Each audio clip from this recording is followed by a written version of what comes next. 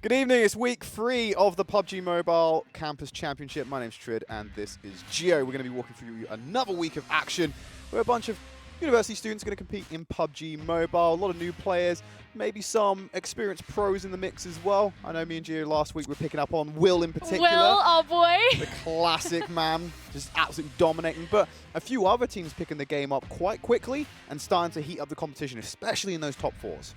Yes, those teams that we do have in that top 4 or 5 of the standings really did show quite dominating performance last week and in the first week as well. And it has led us to believe thus far that these are going to be the teams to look out for. We haven't had much to suggest that there needs to be all that much faith in those bottom teams to be changing things up, but there's still enough time in the competition for things to change, so you do never know. Yeah, absolutely. Let's take a look at the points that these teams are fighting for today. So we're going to play 4 maps tonight. Each map is going to give you this many points depending on where you finish, and of course, kills are worth 1 as well. Let's take a look at our scoreboard. We already alluded to how the top of that looks like. A couple of teams picking up the victories. WWCD, if you're joining in for the first time, winner, chicken dinner. That's a first place finish. And also just to explain now, University of West London, they would have been on 4 wins. We've actually had a decision come in from the admin team. Basically, week 1, match 1 has been removed from the standings altogether now. So that explains why it looks like they've lost a victory. The points have been adjusted across the board, though. That's just to remove that from competition. I believe there's some technical issues not everyone able to participate to their full capacity in that first week. Well, they're still sitting very comfortably at the top, and because they did so well last week, they're going to be going into this week feeling ever confident. They're going to be feeling very, very strong, and probably very quickly going to gain that fourth chicken dinner back for themselves, I would imagine. And I have to say, Trid, I think the team that I'm going to be looking out for is going to be Oldham. They were a team that we were calling out a lot last week. We thought, you know, maybe they're not showing up to their true potential that they have the possibility for, and so I want to be seeing that this week. Yeah, you got to look down the roster a little bit more, though. Kingstonian, that name nearly threw me off again, because always get that weird eye in there for some reason. But they're a team who's picked up a first-place finish, but they've not been consistent enough to break into that upper echelon. And we keep harping on about that factor in this tournament, is that you need to be consistent, otherwise you're not going to be able to get up there with your older mops, with your PUBG Mobile KEKW. You can't get up there with the top dogs right now to finish off and get the better positioning at the end of the season. Yeah, that's the whole thing with PUBG Mobile, is how the point system works, is you can't just have one fluke great game and expect that to be carrying you along. And of course, they have to not just be looking for those kills. They're sitting there with 28 kill points right now, but consistently placing high in each of their games. 39 points is what they have for the place points. As you say, they have one chicken dinner, and we just need to be seeing a little bit more of that. So hopefully over the course of the last week between these two broadcasts, they will have been practicing a little bit more, will have been looking at what their strengths and weaknesses are to try and push themselves up into at least that top 5 situation. And one thing I want to point out, one team I want to point out is there when we talk about maybe the kills aren't necessarily worth it. Johnny and Friends, 40 points, 4 kills. They sit themselves in 11th place without the fragging potential some of the teams beneath them do. So that's always the prime example. Let's take a look at our schedule for this evening, though. We're going to kick things off on Erangel, move over to Miramar, send it over to Sanhok, and can't think of a V1 to move it over to Vikendi. Vikendi, ever just the little elusive guy at the back of the queue. And it's the same order that we had last week and the week before, and I think it's a really nice setup because you just get the start off standard, then you go to a little bit more specialized, and then it's all out war in Vikendi at the end. All out war, but also we like to see the intense battles of Sanhok. That's by virtue of it being the smallest map as well, so typically people are pushed together a lot quicker, and that tends to make explosive action rather than the slightly passive, slow, early game, mid games we see in Miramar and Erangel. Yeah, I mean, it's really nice. I especially like the two that are in the middle, because Miramar is really a game of positioning. It's a game of strategy. Sanhok is where those fraggers can really pop off and really do well. So 2 consecutive maps where you have these completely different skill sets that can take you further in the competition. I love that they're next to each other. I think that's fantastic. You just get such a variety of gameplay. Yeah, well, some other teams to keep a lookout of. We had University of Stirling getting up on the board as well. Not really getting those higher echelon finishes, but they were able to win out a few of the gunfights and have some good mechanical play. And I think we need to highlight that again, that this is very different and probably the most alien feature to a lot of the players participating in this tournament, is that they're having to play on mobile devices. And obviously, you have console players, you have PC players who use keyboard and mouse. That mobile phone mechanical input is a new skill to pick up for a lot of players. Yeah. And it's very obvious to tell the players who are comfortable and those who are still learning that technique. Yeah, and that's why we end up calling out Will, who we mentioned at the beginning. He is, of course, a PMCO professional player, so he's really going to have those skills inbuilt for himself, but also the rest of his team, the University of Kent, who are just some buddies that he's kind of thrown together and been like, hey, come and compete in this competition with me. He will also be able to provide that experience and help them learn and get better quicker at those sorts of mechanics, where as a lot of the rest of the teams, like PUBG Mobile KEKW, who are all PC players, really, that's where they've come from, they're still going to be focusing on trying to, you know, get the hang of using the mobile phone. Yeah, and Will, we've already talked about. I'll explain a little bit more, especially last week. That was our first time for me as an individual watching Will play at this stage. And it's very obvious he's a enemy to be given respect. He's able to hold down engagements in 1v2s, 1v3s by himself, and it's just his understanding of the game and his ability to actually enact on it, because there's a lot of players in here who have background from other versions of PUBG, who know the strategy of the game, but it comes down to that mechanical input where they cannot, basically, they know what they got to do, and their legs can't keep up with how fast they want to go. Well, yeah, that's exactly it. And that's a very frustrating position to be in as a player as well, when you know exactly what you're meant to be doing. This is like me whenever I play video games, right? I'm just not, I'm not good enough to actually be able to execute what it is I want to do, but I know what I should be doing. And that's why part of this competition is all about the adaptation, the learning curve. A lot of these players who know what they should be doing, they have an idea of the strategy that they're trying to execute. It's just about being able to win out in those scenarios in which it becomes relevant when you're going up against a team who are in the compound that you want to be taking over, or when you're making rotations across the map, and when you've got to go in for those gunfights, especially if you have two other teams to either side. You've got to be aware of those angles. You know what you should be doing. Your head is in the exact right space, but can your fingers keep up? Exactly, and team whose fingers can keep up indeed is UWL, University of West London.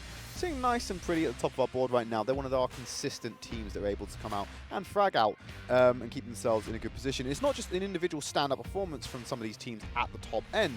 They're all able to output, and you can see it as well. That's the most important thing about them. They're not relying on one person where other teams are to kind of pull them through. You can all see them pick up their share of the burden.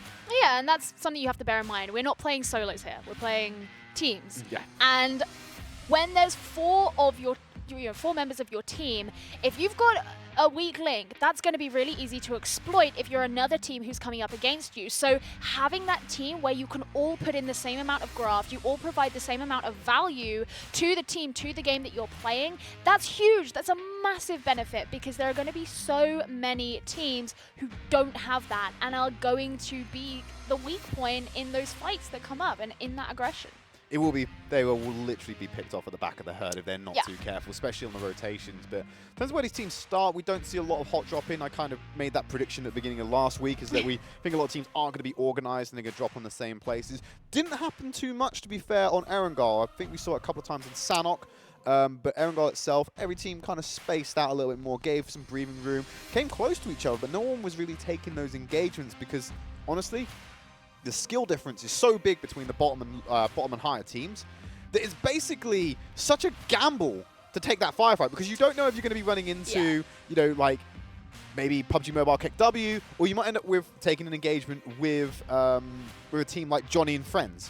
You know, one's an easy win, one's a hard-fought battle. Do you want to risk it nice and early?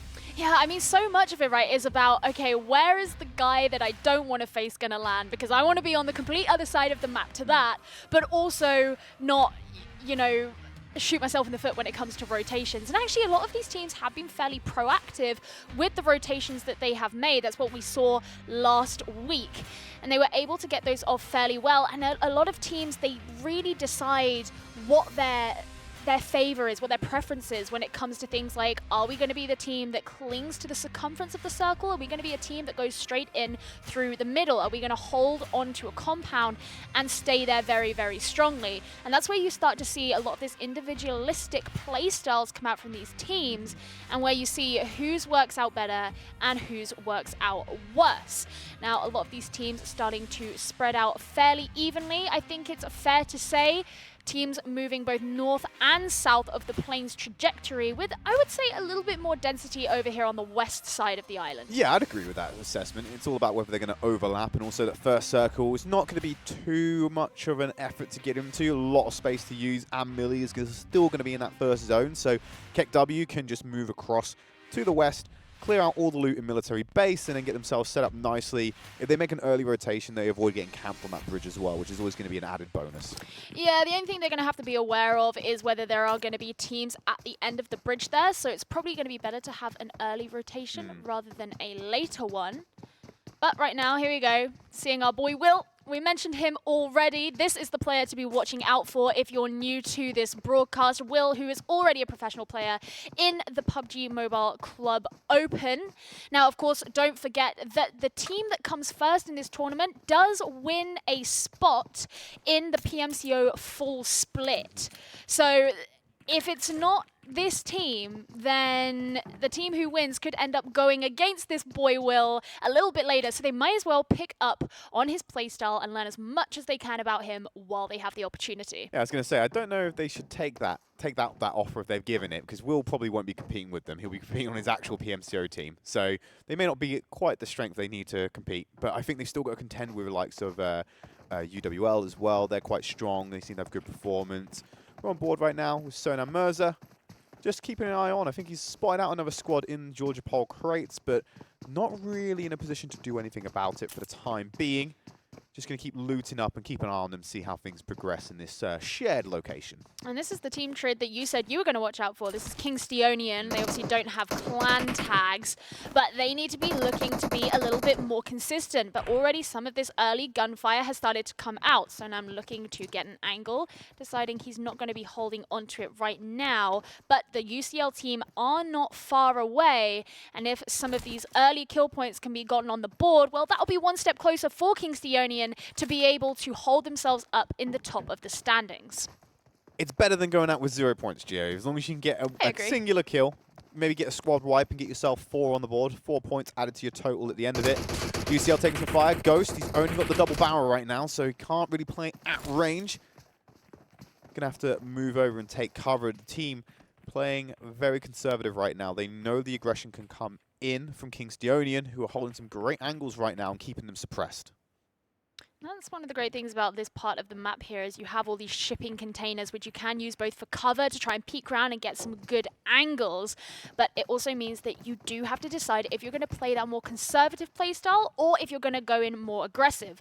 And so far both these teams are looking like they're going for that conservative, as you say. University of Stirling, we did also just see in the distance there, they're not going to be too far away, but once again it looks like none of these teams are looking to make any of those premature, aggressive engagements, moves on to those other teams. No. But straight away, there we go, UFO, he's going to be falling, and that's going to make it a little bit harder here for UCL. That's the dam that's broken open, and now a crusade of water is just going to run straight at them.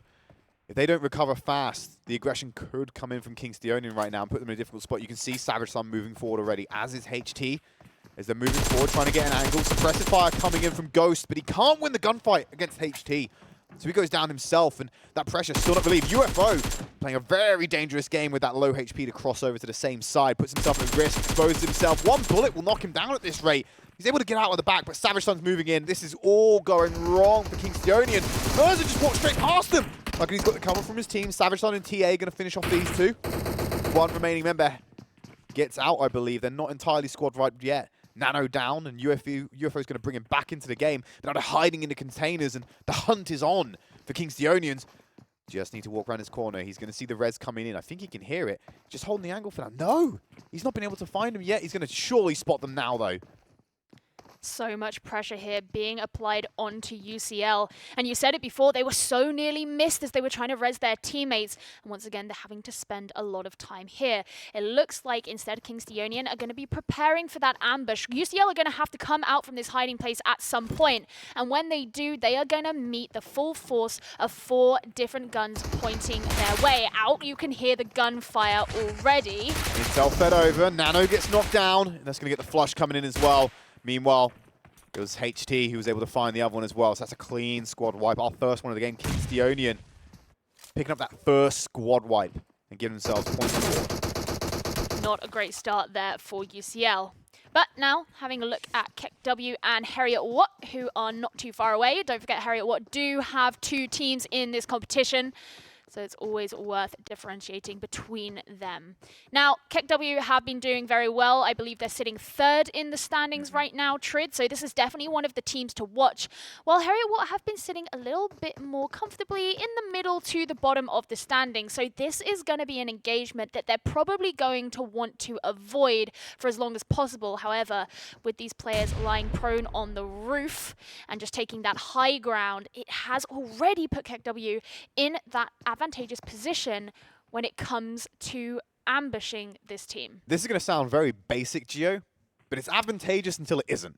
And what I mean by that is that you can have this high ground position, you can rain down all the fire above, but when the circle forces your movements or something else forces your movements and you're on the rooftop, you are very exposed for the other team to flip the tables on you when you ultimately have to move. So this can only go on for so long for KEKW until it becomes something that they just cannot get an advantage out of. very true, and that is something that we did see last week, although already out comes the gunfire, and it could be that Harriet Watt end up falling before there even is time to start forcing KEKW out from their position. Only time will tell. Right now, one of the members of Harriet Watt is trying to lie prone. He doesn't want to be too obvious to the members of KEKW, but it looks like they already know where their prey is, and they're not going to be leaving this site until Harriet Watt are down. Yeah, they're taking the crossfire seriously right now. You can see that green circle on the minimap holding a lateral angle against where the rest of his team is. They're just waiting for him to run out. It's Firecracko just holding the door right now. If Knight pops out, Firecracko is going to see him, and he's trying to third-person peek him right now just to see if he can spot where he's at, to make sure that he's not going to run into this ambush that they're trying to set up for them. While he's holding this angle and stopping them from leaving that door, the rest of KEKW is repositioning just to try and gain stronger positions on the ground floor this time, no less. He's at the door right now. He's going to close it up. The team is stacking, getting ready to breach into this building. As Azar's going to hold the door. He might be the first man in. Knight's going to get that first knockdown, so already starting to turn around. Knight finds 2 knocks. This has all gone wrong for KEKW right now, as Harriet Watt have made this a 2v2. With a shotgun at close range, they should be able to finish this one off. The spray from Uzi. Harriet Watt have dealt a crushing blow to KEKW with 2 flushes, and Cheerslove needs to recover before he gets hunted himself. Absolutely insane. We're seeing Cheerslove coming in through the building, so he is going to be behind, but these members of Harriet Watt know exactly where he is. It's just a question of whether they're going to win out this gunfight, which they are going to. And as you say, Trid, this is a crushing blow for KEKW. They impressed us so much last week. Firecracko, one of those key players that we kept commenting on last week. And now Harriet Watt, they live to see another day, and they will be moving further forward in this Erangel map. Basically, less than half the teams in the circle already, so there's a lot that are going to have to rotate in right now. ECG, they're on top of Osiris, or they're going to be moving forward with that team just to the northwest, coming in just south of Pachinki. You got Young and Ports already in the area. You got Harriet Watt, who need to move over on this bridge. But it's a lot of teams coming in from the northeast. UWL sharing territory, I believe, with another squad on there. I think it's Oldham Ops, who are up there as well, to the east of school in the apartment blocks. Well, Oldham Ops, team I mentioned at the beginning, team we mentioned a lot last week, and going up against UWL, this would be the perfect opportunity to see if they can hold their own this week. That is something they very desperately need to do if they're to hold on to that 4th place position or to move on up in the standings. Now, a lot of these teams, as you say, Trid, are starting to rotate in towards the point, but we're actually seeing UWL and Ops really remaining where they are right now. The question is whether they're looting, whether they're watching each other. They're trading gunfire, Gio, so you can see the little marker on the minimap that's basically saying that, hey, we're shooting bullets at each other right now. You can see Cable's quite low, getting himself healed back up, but it's UWL who have the advantage here. They're locking Ops into this apartment compound. You see members on the bottom floor already, and they're trying to get close to the building to remove that high ground advantage they have and start looking for the breach. But they keep Sile on the other building just to provide some overwatch to make sure no flank is coming in from the rooftop or from the sides of the building. I mean, last week, Sile really was that long-distance flank watch, I suppose, as you say, overlooking everything that's going on. But right now, everything's happening inside this building. And so the question is, how much value can he add to this fight so far? Ops just hiding out in these rooms. They're waiting to see if any members of UWL come across them. Nado having a nice position here outside the window so he can catch any member out. But so far, no luck in crossing past. UWL just downstairs and not looking like they're making any kind of a rush to go up. The question is, who's going to get the peek on this staircase first? So it's going to make it very difficult. Saint fires some early shots towards that window, so they have an idea Nado's there. He's in cover from Sile right now. The blue is starting to come in, so that's going to force the issue with this fight. It is only the first circle, so the damage isn't going to be too detrimental, but it will start to make a difference if this gets prolonged. The energy drink being consumed there for that extra health, but they do know they have to take on this fight, as you say there, Trid. Question is, can they find each other? Looking like UWL looking to find a way to potentially exit this building. They don't want to hang around too long, but they do have to be prepared for any gunfight that may appear behind them as they leave. Itty's just looking to get this angle with the third-person peek, but the smoke's going to make it very hard to see. And you do see that health going down, as you say. It's not going to be overly detrimental, but they still have to make the move. Vehicle going down, but Nado is going to to be going down as well to Sile as UWL start to make their exit away. Cable finding the knock onto Itba as well. Cable gets knocked down by the play zone, actually, so that engagement took him low enough for the blue to go in. Sile now moving in to try and capitalize or get a better position to hold this angle. So the blue is still reeling down on these players as Saint goes for a peek. Gonna try and pre-fire the window. No, why would you peek that one, Itty? Goes in a little bit too late. That's the cue for them all to jump in, but they have to be careful. They're all so low right now. They don't want to be dying to the blue. Saint going for the finish. And Ops are cleared out in a battle of mental fortitude. Huge misplay there from Ops. They had every opportunity to either get away or not take that fight, or at the very least engage in on UWL while they had the advantage, but they chose not to. And taking that peek when they didn't need to, I mean, that was just disastrous. But Saint being able to run in, apply that aggression, and get that fight win for UWL is huge. But now they're going to have to rotate on in while everybody else is getting very, very close, if not already in the circle tread. So yeah, they will go in after that one. Ops in a difficult position. Like you said, that pre-fire that came in where they actually went for the checks is so bizarre because you know that they're firing. They already have the pre-angle. You walked into gunfire. It's like walking into oncoming traffic. You can see it coming. Why do it? I mean, because the thing is even if UWL had stepped out the window, they would have had to have either looked left or right to get a shot on. And there were two members of Ops there. So whoever wasn't being looked at could have fired in. Not only that as well, is that when you go into that position, you've got people on the staircase behind them as well. So if you move forward enough, you're going to get spotted out by the people behind you. It just feels like they jumped the gun. And as soon as one of them goes down, they know they've got the man advantage. It's a fight they're going to want to take under the circumstances. We're on board with Will right now. He's got a nice position looking over ECG. He knows they're in the building, obviously, but he's not in a position to do anything. Johnny over to the southwest as well. So nice position to take some shots. Going to try and fire onto Malik. Gets a few connections, but not going to be able to knock him down. In the meantime, one of his teammates actually did manage to find a knock onto ECG, so that's going to put some pressure onto that team. This is actually a great position here for University of Kent if they can stay up on this high ground. All these teams down here are going to know they're being watched. ECG as well as Johnny, and as well as whomever else may happen to be around, looking right now like it is just those teams. Now, Will, he seems to be ever the master at many different weapon types, and right now holding on to these long ranges with these long scopes as well. If he can just get some of these key shots on, that will really give his team the opportunity to start moving on in. Sleeper is going to be falling to Senior. Yeah, this team from Newcastle Uni getting some good damage. Usher with the 4 times able to get that scope in onto Stent. Diddy G just going to move around and get himself back into cover. Sleeper needs to get the res or get picked back up because he's in a critical condition right now, but he can get back in the game quite easily. Diddy G needs to stop exposing himself. He knows gunfire's coming in, and he should probably go down and help Stent, who's still on his knees. Osiris will find Diddy G, so that means that the squad, UKC, able to get 2 members down. ECG are in disarray right now. Senior and Benja unable to get into position. They're going to have to cross open territory to go for the res. And you see the slalom coming in as shots are being traded at him. I don't know if the connection will land. While this is all going on, look at Johnny. Comey's going to sneak up on UKC.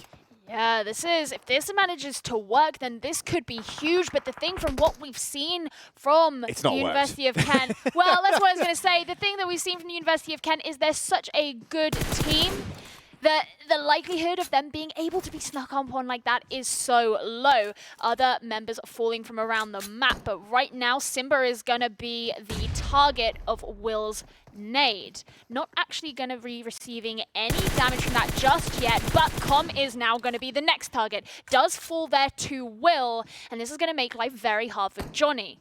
While this distraction's going on, though, it did allow ECG to go in across that territory and get those reses in to keep them back in the game. So that's massive for them that Johnny's willing to play sacrificial lamb, essentially, to the wrath of Kent right now.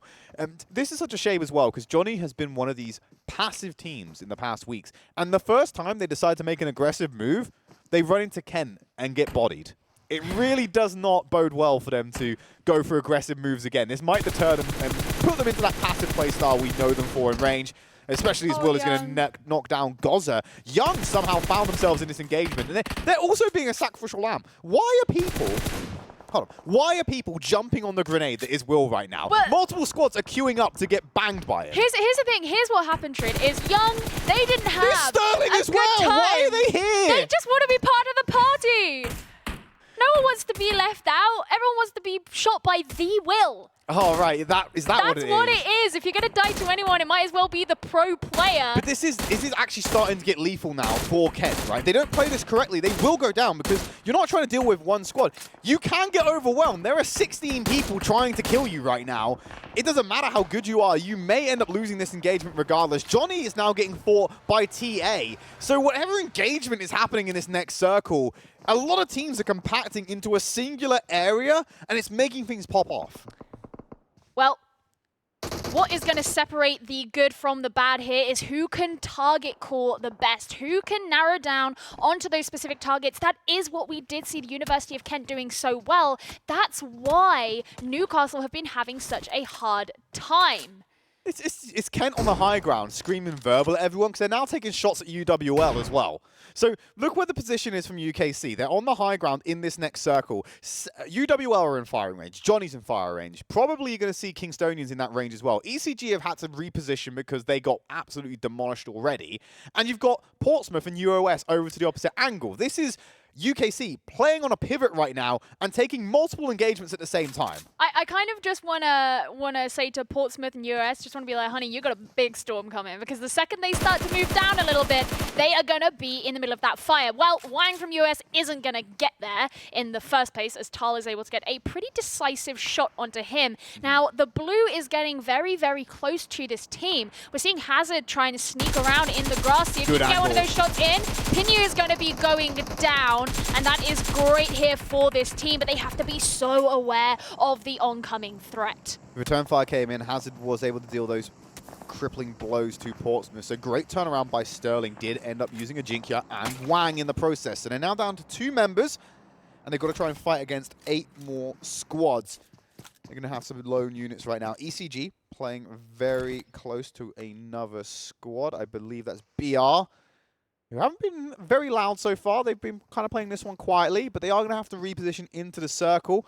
But I think they're more concerned about what ECG are doing, because they are starting to surround them, make sure they're not going to be caught off guard or picked off by surprise by a 2-man squad. BR representing the University of Manchester. As you say, been playing a little bit passively thus far, but 3 of them still remaining on the map, as Asmut was lost earlier on. Benji from ECG is going to be falling, though, to Achilles. This could be where BR start to show up. Well, I say that, and Krollcool is going to be falling himself. Senior taking those shots in there. ECG he just really wants to finish this one off, but he's going to be shot in the process. You've got to look out for those angles. Achilles coming in to avenge his teammate and help him back up. That's definitely one of those legs can't keep up with how fast you want to run moments. You could definitely see that was... The play was right, the play was sound. It was just the execution was a little bit lacking, and it ended up being costly. So Krollcool going down to the play zone. Actually, he's been knocked again. Here's Will popping a few grenades onto Sterling. They're hiding in the smoke, trying to res up. Connection won't be good on them for now, but until Will does get that knock onto Hazard. Play zone actually going to finish off Krollcool right now, as Will still holding the angle on Sterling, and he can do so. This high ground position, they're the only team in that angle he has to worry about, and they are definitely feeling the hurt right now. Saint laying down the fire up on the sleeper. He's gone down, so that's going to make University of Kent close their ranks and not take multiple engagements at the same time. It just took a team that could actually contest with these long-range engagements to make this completely change the dynamic of this high ground. And what player was it going to be other than Sile? Now, the problem this gives to University of Kent is they want to help out their teammate. They're going in. Well, yeah, this is what I was going to say. They want to help out their teammate. This gives the other teams a perfect opportunity to start moving in, to be aggressive. They know University of Stirling are coming up on their flank, but they want to start pushing in. Taking position here in the grass is Ben Usher from UKC, Will nearby too. They know to expect this. The question is who is going to be able to win out this engagement. We have seen UWL playing so exceptionally well so far in this map, as well as, of course, sitting at the top of the standings right now. These are the two titans of this game who are going to be coming up against each other in this next fight, Trid. Two titans, both wounded already though. Sleep alone, I don't know if they have the resources to heal him back up. And UWL playing with 3 members because Cable's already been flushed out as well. So it's going to be an even more intense battle. Or it's going to be harder to win this one out if you're both teams, because you're both basically playing with 3 men right now. Sleep, if he gets tagged once, he's out of the fight. So you may as well consider him not really participating other than bait. Well, you might as well be useful in some way. Yeah, I mean, if you can get if you can get a few shots off, it's not going to be a problem. They're going to have to deal with this engagement. University of Stirling trying to navigate around the circle in the vehicle because that circle is now moving in as well. So the rotations are being forced as they move into phase number 6. Sile in the sights of Will. I don't think he knows. He's going to shoot at him. Actually, Sile had the perfect sightline on Will. And now he's on his knees. Sleeper cannot go for this res. He's so vulnerable himself. Saint and the rest of UWL are now pressing up while Sile gets the recovery in. Usher needs the cover. They're going to blind throw a nade in the general direction to hope for the best. See if he's going to get them. Sile knocking down Sleeper as well, so they won't get that res in. Sile again, finding Ben Usher. As Saint will take out Uzi. They're dealing with Harriet Watt at the same time, and they can just get Osiris down. It's all over for Kent.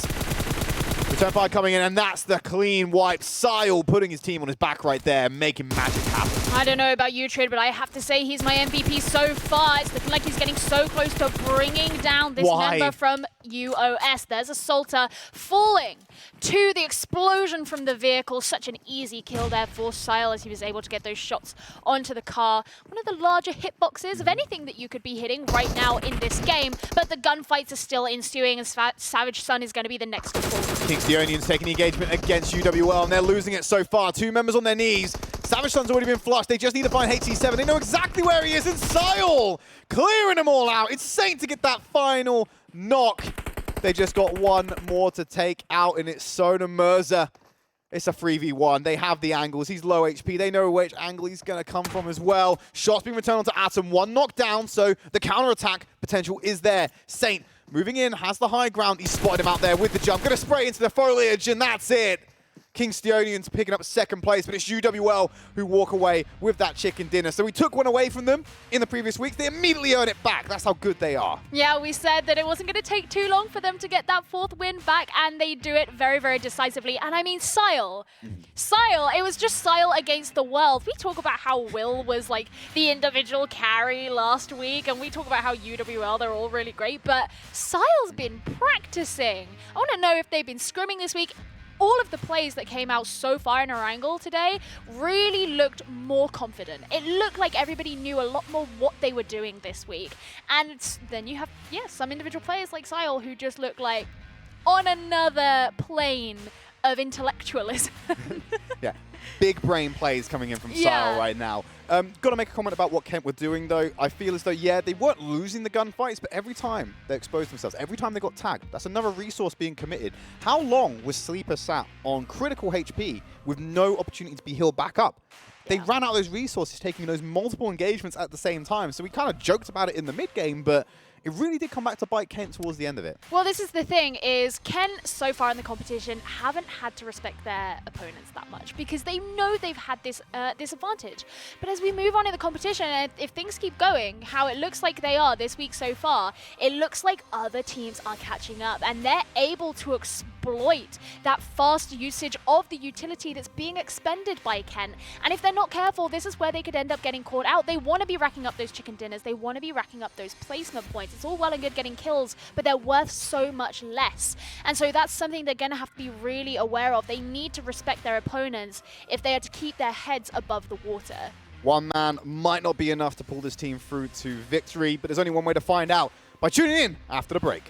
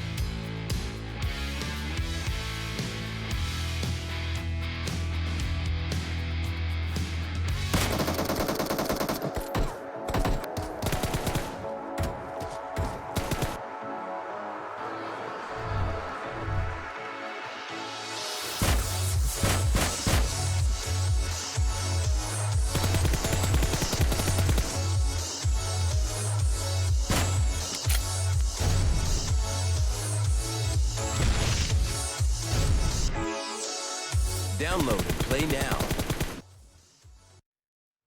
Welcome back, everyone. It's week 3 of the PUBG Mobile Campus Championship. My name's Trid. This is Gio. We've already seen Erangel this evening. We're going to be moving on to Miramar real soon. It's UWL continuing their dominance from last week, and it's carried forth into week 3, and they're really starting to make themselves the top dogs of this competition. Let's have a look at our updated standings after all the maps we've had played. It's looking a little bit more like what we saw at the end of last week. We did already say University of West London did have one of their chicken dinners taken away from them after just some technical things meant that one of the rounds from the first week wasn't counted. But now they've regained that back, sitting very comfortably at 177 points total at the top there. And I mean, even just look at the kill points for them, 79. The next down is 53. They are on an absolute tear. Now, of course, University of Kent not far behind either. Oldham Ops are the second highest fraggers right now with 58 kills, but because of their placement points, they're not able to get up to that second place like Kent is. And it really went a little bit wrong for University of Kent in that last round. We talked about how they were taking on too many engagements at once, burning through their resources, and it really was costly in that fight against UWL because they essentially were working with a 3-man squad. You had someone who was at critical HP, and it just takes a tag of 1 bullet to knock them down. They're not going to be able to apply any pressure whatsoever, and it really does put you on the back foot. Yeah, they really did get a bit... Is cocky the right word? I don't think it was cocky. I think they just kind of...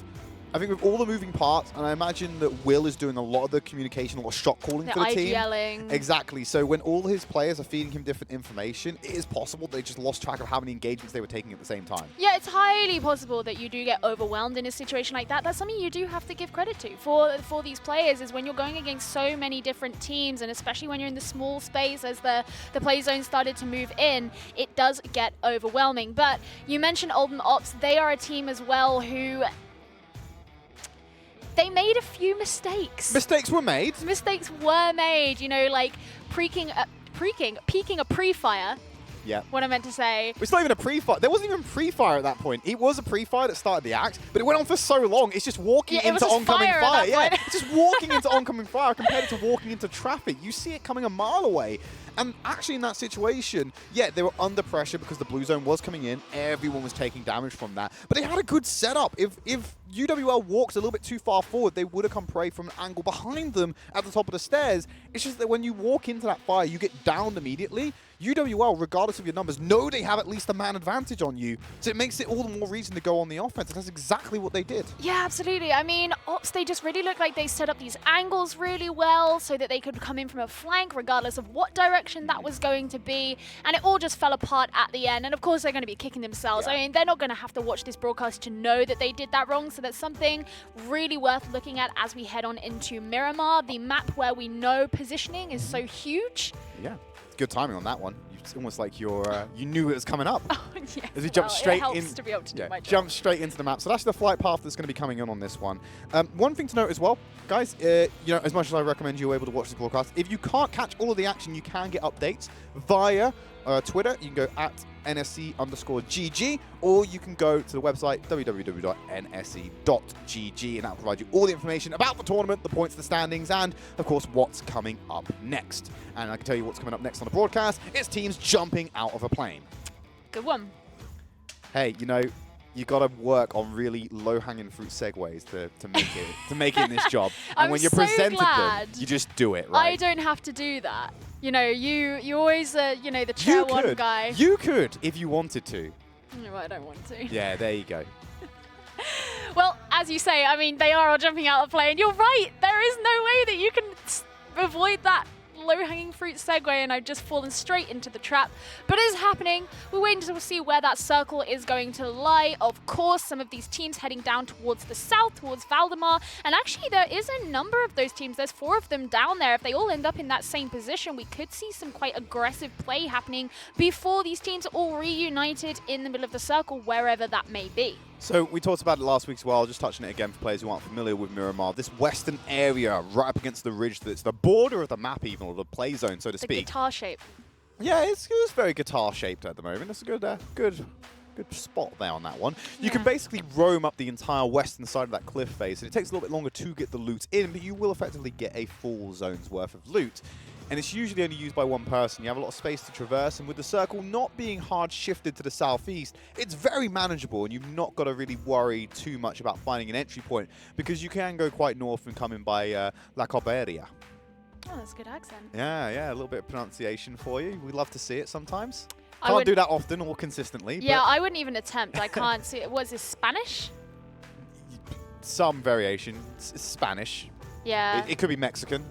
But Slight that variation. language. You know roughly. That's what like the saying I accent is. speak Brazilian. It's Portuguese. It's Portuguese. Isn't it? Yeah, you know. Anyway, if you're looking around the map right now, you've got Johnny up in the northeast corner. They're right on top of each other. So are UWL. They're very close to Kent, and this is the top 1 and 2 teams in the standings right now. An early conflict between either of these teams is not beneficial to anyone on that race to the 100 leaderboard, apart from everyone else, apart from these 2 teams. I completely went round in circles on that one. You really did. Point is, if you're not in the top 2, this is a fantastic start to the game. I mean, it also benefits the team that wins the fight out, right? So basically, the only team it doesn't benefit is the team that loses. I don't see this engagement happening without them dropping at least a man each. I see no one coming out of this clean. I totally agree with you. I also don't see the engagement happening before each team have decided that they're prepared for it. They're going to know exactly what the opponent is like. They're going to know it's not just one of those quick engagements you can get done. However, they are aware how close they are. You can see up in the minimap in the top right of your screen just how close they are. And actually, the players from UWL a little bit more spread about, whereas the University of Kent, as has become fairly stylistic of their play style, like to stay all that little bit closer. They are right on top of a member of UWL right now. But this is the kind of trade-off you have with playing this condensed, is you're not going to get great sourcing on the loot. Sile has heard the footsteps definitely from that location, so he's going to feed in the information that they're close. But when you're playing this condensed, it is harder to get a nice share of loot. You're splitting a lot more of what's on offer, whereas UWL, with this widespread, they are a little bit more vulnerable to the early engagement. But they will come out, in theory, with a larger supply of loot. Well, this is where we can see UWL, at the very least, are trying to just keep tabs on the location, on the positions of those members from the University of Kent, and this is exactly what Will is doing as well. So both those teams doing the same thing. Sile's just looking to get a high ground position here, and this can make him very vulnerable if he loses out here, falling so early to that headshot. And he is not the player you want to be falling first. He was the crowning glory for UWL in the last round, and now the first player to fall. That was kind of like the first step of a UWL engagement, is send Sile off to get an Overwatch position, and Will spotted it out and immediately shut that down. So UWL, playing with 3 members, we could say they've lost the engagement that never really happened, but they have walked away with 1 member down regardless, and it's not a great start for them. BR was the team that was sharing territory with Johnny and friends, and now Achilles getting shot at by Malik. With a Serpentine in the vehicle trying to avoid it, but he can't avoid Simba's gunfire, and now he will be getting flushed out as well. BR playing with 1 man from the off, and Johnny picking up a very rare kill for this squad. That's another disappointing early fall there for BR, as Achilles really was their team member who was showing up in the last round. And this is indeed where you start to see these differences in Erangel and Miramar, how you can be really great on one and then completely fall to your feet on the next. And really, that goes for any of these teams on any of these maps, to be quite honest. And that's one of the exciting parts of the Battle Royale. Now, Ops losing a member there as well. And so far, Trid, it's looking like this is a map where we're getting a lot of early deaths, and a lot of early deaths from high-value players. Absolutely. Oldham Ops in that top 4 area. And Harriet Watt, I don't believe they managed to get into that upper echelon yet, but they are climbing up. They've had some great performances so far. But this early engagement not going their way. They are playing with 3 members from the off, so they need to be very conscious of the engagements they are taking. Oldham Ops, they're finding this position right now. They may want to try and aggress. KEKW have found Arctic, who are often running as a 2-man squad. I'll check in on them in a second. I believe they're still running with 2 men. But they're able to get that knockdown and that flush out, so now it's 1 member remaining. But actually, no, they are playing with 3 men today. BT Pro on the ground. They're just going to get the spray through the window. It's an easy finish here for Zar. with the micro Uzi. Going to pick up another kill for the boys. That's 2 so far. I mean, it's not all over for Arctic, though, because Hazy really was their player who last week, he went so far just on his own. You know, it got to, you know, the last sort of phase of the game, and he was still just chilling out on his own, getting in those shots from some hill somewhere, and doing pretty well. Here we go, seeing him on your screen right now. He was a bit of a solid snake last week. He was picking really off these solo engagements and just actually causing chaos for a lot of teams. Harriet Watt taking some really bad knocks against Snake, I believe, in Ops. I think Oldham Ops actually just wiped them off the face of Miramar. I believe they were the first squad to go out as well, so not the best start for them, but it's good to see Oldham Ops back on form.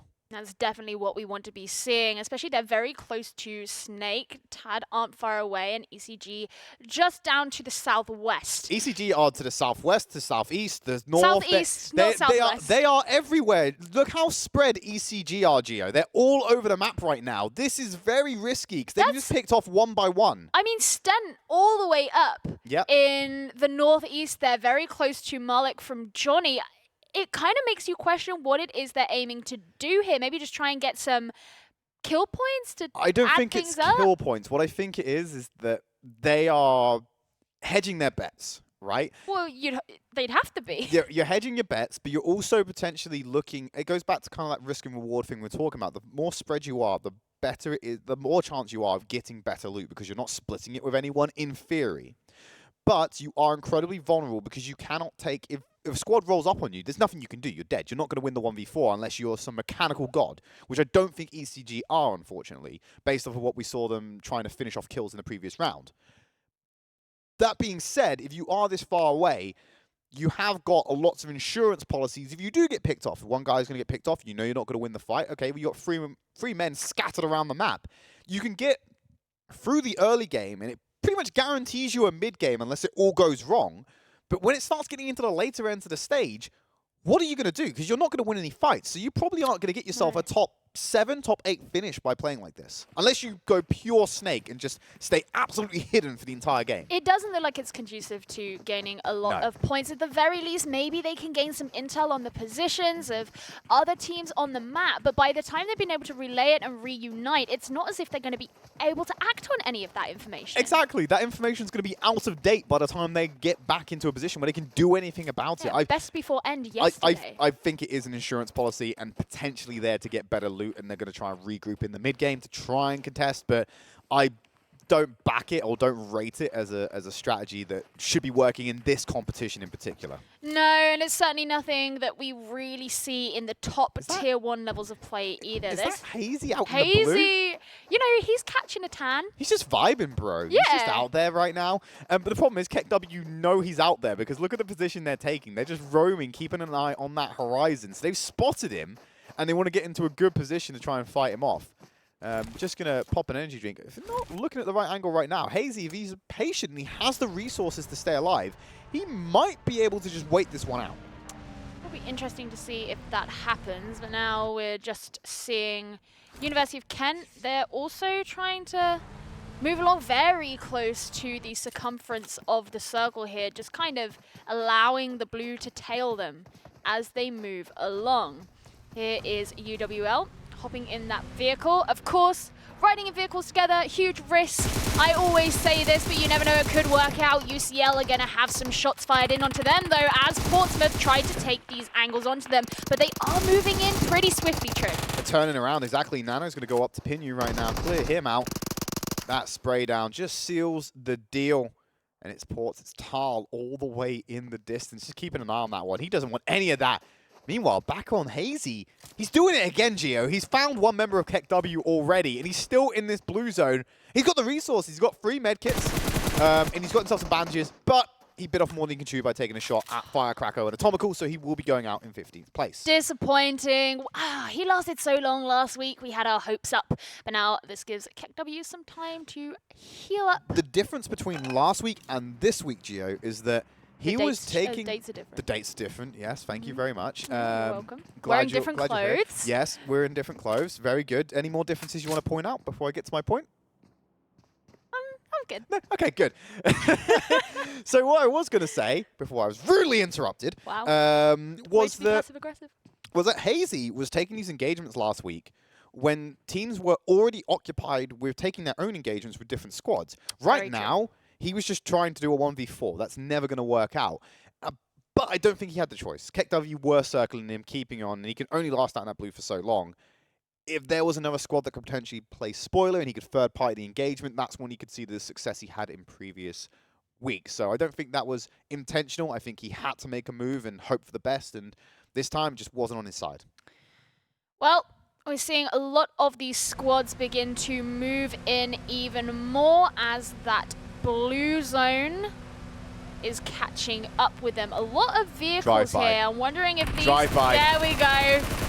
It's happening, and they're all in the same vehicle as well. This is hugely risky for Ops. Swerving off. They can't go for the fight. HT, why'd you jump out? He immediately downs himself. When you're moving that fast, you get out of the vehicle, you will down. Sona Mirza has also found himself down and out for this one. 2 members alive for Kingsteonians, and Ops, they're laughing all the way to the back, Gio. Well, at least they're laughing in this round. They didn't really have the option to last time. Catfinks is going to be falling as Omarion starts to get in some damage. We haven't seen all that much from TAD so far today, so it is a nice opportunity to have a look at them. They were doing okay last week. They were just never able to solidify into that top spot. Kingsteonian, they're turning it back around onto all the Ops right now. They got 1 member down. Spraying down at Ali. Great angle from Savage Sun. That's going to be multiple members of Ops on the ground. They were able to turn this one around. There's only 1 member of Ops still up, I believe. Well, Kingsteonian, they have this benefit where they do have these separate angles. You criticize the jump out from the vehicle, but actually being able to have that angle from afar has meant that Ops, who are all sitting in one place, are incredibly vulnerable to that. And that's not great for them. There we go. They're falling. Nado, Itba, all of them going down. And this could be a really good chance here for Kingsteonian. You say that, Gio. Jumping out of the vehicle is only going to give you the intel. You immediately get downed if you do that. So they weren't able to take the firefight, Silver unfortunately. linings, Silver linings. They could feed the intel, though. They were great wards, effectively, just to feed intel over. And it's Savage Sun really able to pull that one off. Great nade of God to finish off the rest of Ops and make sure they're flushed out. God. That's a nice turn of phrase. Oh, thank you. It's almost like I'm paid to do this. I like how you just sort of look down at your feet there like, yeah, I know what I did. No, I was just checking out. I was checking out my sneakers today. That's what I was doing. Oh, all right. They're not that Clearly great. we know where someone's priorities are. Yeah, they're not that great today. Could have done better. Yeah, I've seen them. They're not great. In your opinion. UCL Ghost climbing up the hill right now, actually breaching into the building to go up against Young, and Goza actually turns it back around onto Nano. Let's go Young. This is the team that really needed some optimism. They didn't have a great week last week, and this could be their chance to actually bring down some really great players. I said that too soon. Goza's falling. Yeah, not able. Big Boyka, last man standing, wants to run in here. There's a bunch of members on the ground. Clade going to go for the res rather than finish off Goza. There's the spray down from Ghost. He finishes them off. Clade and Ghost can get UFO and Nano back in the game, and I don't think Young is in here. Big Boyka standing in the middle of the room. The third person pick is too much for him to handle. And that's UCL recovering from what's an engagement that could have gone seriously wrong. Well, that's really great for UCL. They did not have a good time on Erangel, being the first squad to form very early on as well. So they're going to be feeling a lot more confident knowing that they've been able to make it this far in Miramar so far. Osiris just looking out into the distance. He knows that Stent from ECG is out there somewhere, just waiting for him to peek so that he can rest his scope right on his head and kill him. It's very aggressive, Gio. Yeah, you didn't see it. It's an FPS. I didn't see it, but she kind of like leaned in as she said that, just to really sell the delivery on that one. Assaulter taking a few shots at HT7. Gets him down onto his knees with a beautiful headshot, but it's Hazard to try and get that flush from afar. Don't know if he can find a connection. It should be a relatively easy kill. Wang going to try it with the micro Uzi. Very ambitious to try and get that one at range, but he's a sitting duck right now. His teammates trying to get themselves over the line into the zone from a different angle. UOS, they're pretty happy just playing Edge right now. US, another one of these teams that have just really been kind of sitting in the middle, and they've been getting involved. One thing that this team do is that when there are multi-team fights, they like to get involved then. It's not always the right time. We're seeing them now start to set their sights onto Kingsteonian, only 2 members of which are remaining against this full team of UOS. This could be a pretty big threat to them, and that would be great for the points of UOS. But looks like they're just going to be hopping in these vehicles and moving along. And Kingsionian doing the same thing. They're making this rotation instead, heading off in the other direction. They want to make sure that they are not engaging in any unnecessary fights, particularly against full squads. Now, we do have the next circle already on the board and seeing some pretty hefty and quick rotations from these teams. Almost everyone is in a vehicle right now, other than these teams that are all the way over in the east and down in the south. But this is going to mean that we're going to see a really big influx of gunfights, of squads, of aggression very quickly. One thing to know about this particular circle, Gio, is that I don't think there's a way that this can shrink where we don't have some kind of building or territory which teams can occupy. Spray down coming in from Assaulter right now. Krokul trying to get away. They're on the hunt in the vehicles. It's going to be really hard to hit these shots. If they can actually nail it, I'd be impressed. They're also moving, but actually Krokul's going to move straight into Kingstionian right now. They're inside this building. They're going to hear the vehicles and the gunfire, and they might have to try and get themselves to a safer spot. As Krokul going to be hunted down. The crash is there, and he's going to get tagged at the last possible moment. As BR and Krokul going down together, but now Savage Sun needs to be careful about this breach. They are in position to try and ambush. I don't think Wang knows, but he just spotted him out. Don't run into the sideline. Savage Sun, get away from there. You don't want to walk into that one. Is he going to lock it down? TA trying to find Assaulter on the side. So that's one down. It's a 2v3. Savage Sun going to peek out the window. They can't see them right now. The flush coming in as TA holds this alternative angle. Oh, he's just spotted out Wang, but he didn't have enough time to get the shot. TA moving around to assist. He might be able to find Hazard if he pops out here, but he has to be very calculated. If they twitch in the wrong direction, they will lose it all. It's like Savage Sun and TA are just trying to share this intel right now so they know exactly where it is they're going for. Using that peek, he can see where these two members are. Looks like US are going to move forward a little bit. Wang looked like he was going to go in for it then, but opted not to instead. Now, this is going to be a pretty deep threat to Kingstionian if US decide to move in together. Savage Sun, you can see in the silhouette. He's so close to going in. He's walked in holding a nade. He's going to yeet it in the back corner, but Hazard has already knocked him down. That's one man down, so it's a 3v1 right now. TA has to have an amazing performance, but I think he's going to back out and play insurance right now because he knows he can't take that engagement, get some extra placement out. Savage Sun, so close to being pushed out, but if he can somehow navigate his way over to TA sneakily, he's trying to go through the door, he might be able to get a cheeky res if they can do it in cover. In the meantime, having a look at KEKW, who have just lost a couple of their members in a gunfight that was ongoing in a different part of the map. Kent. Here, Kent, well, yep, as you say, they're just trying to watch on these angles, getting ready with that nade there. UWL aren't far away either, although that isn't their exact target right now. Hazard is going to be full in. And Jinker as well. TA is actually turning it around onto University of Stirling right now in that compound. As Will's just going to get some stims in Lago, just potentially take on this engagement himself. But TA, he's going to get the wipe onto Hazard. Ajinka, he wasn't able to save Savage Sun, but he got the spray down finally on Wang to seal the deal. So that's a 3v1 that Kingstionian are going to walk away with the victory from.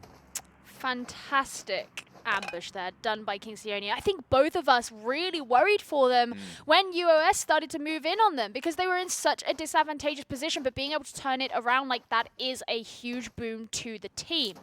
Saint actually got his own back there for UWL, getting the knock onto Usher. I don't think he's going to be able to get the flush because they are in cover. But if they can take a member of Ken, it's just a massive payback to them. Instead, they're turning their attention to KEKW right now.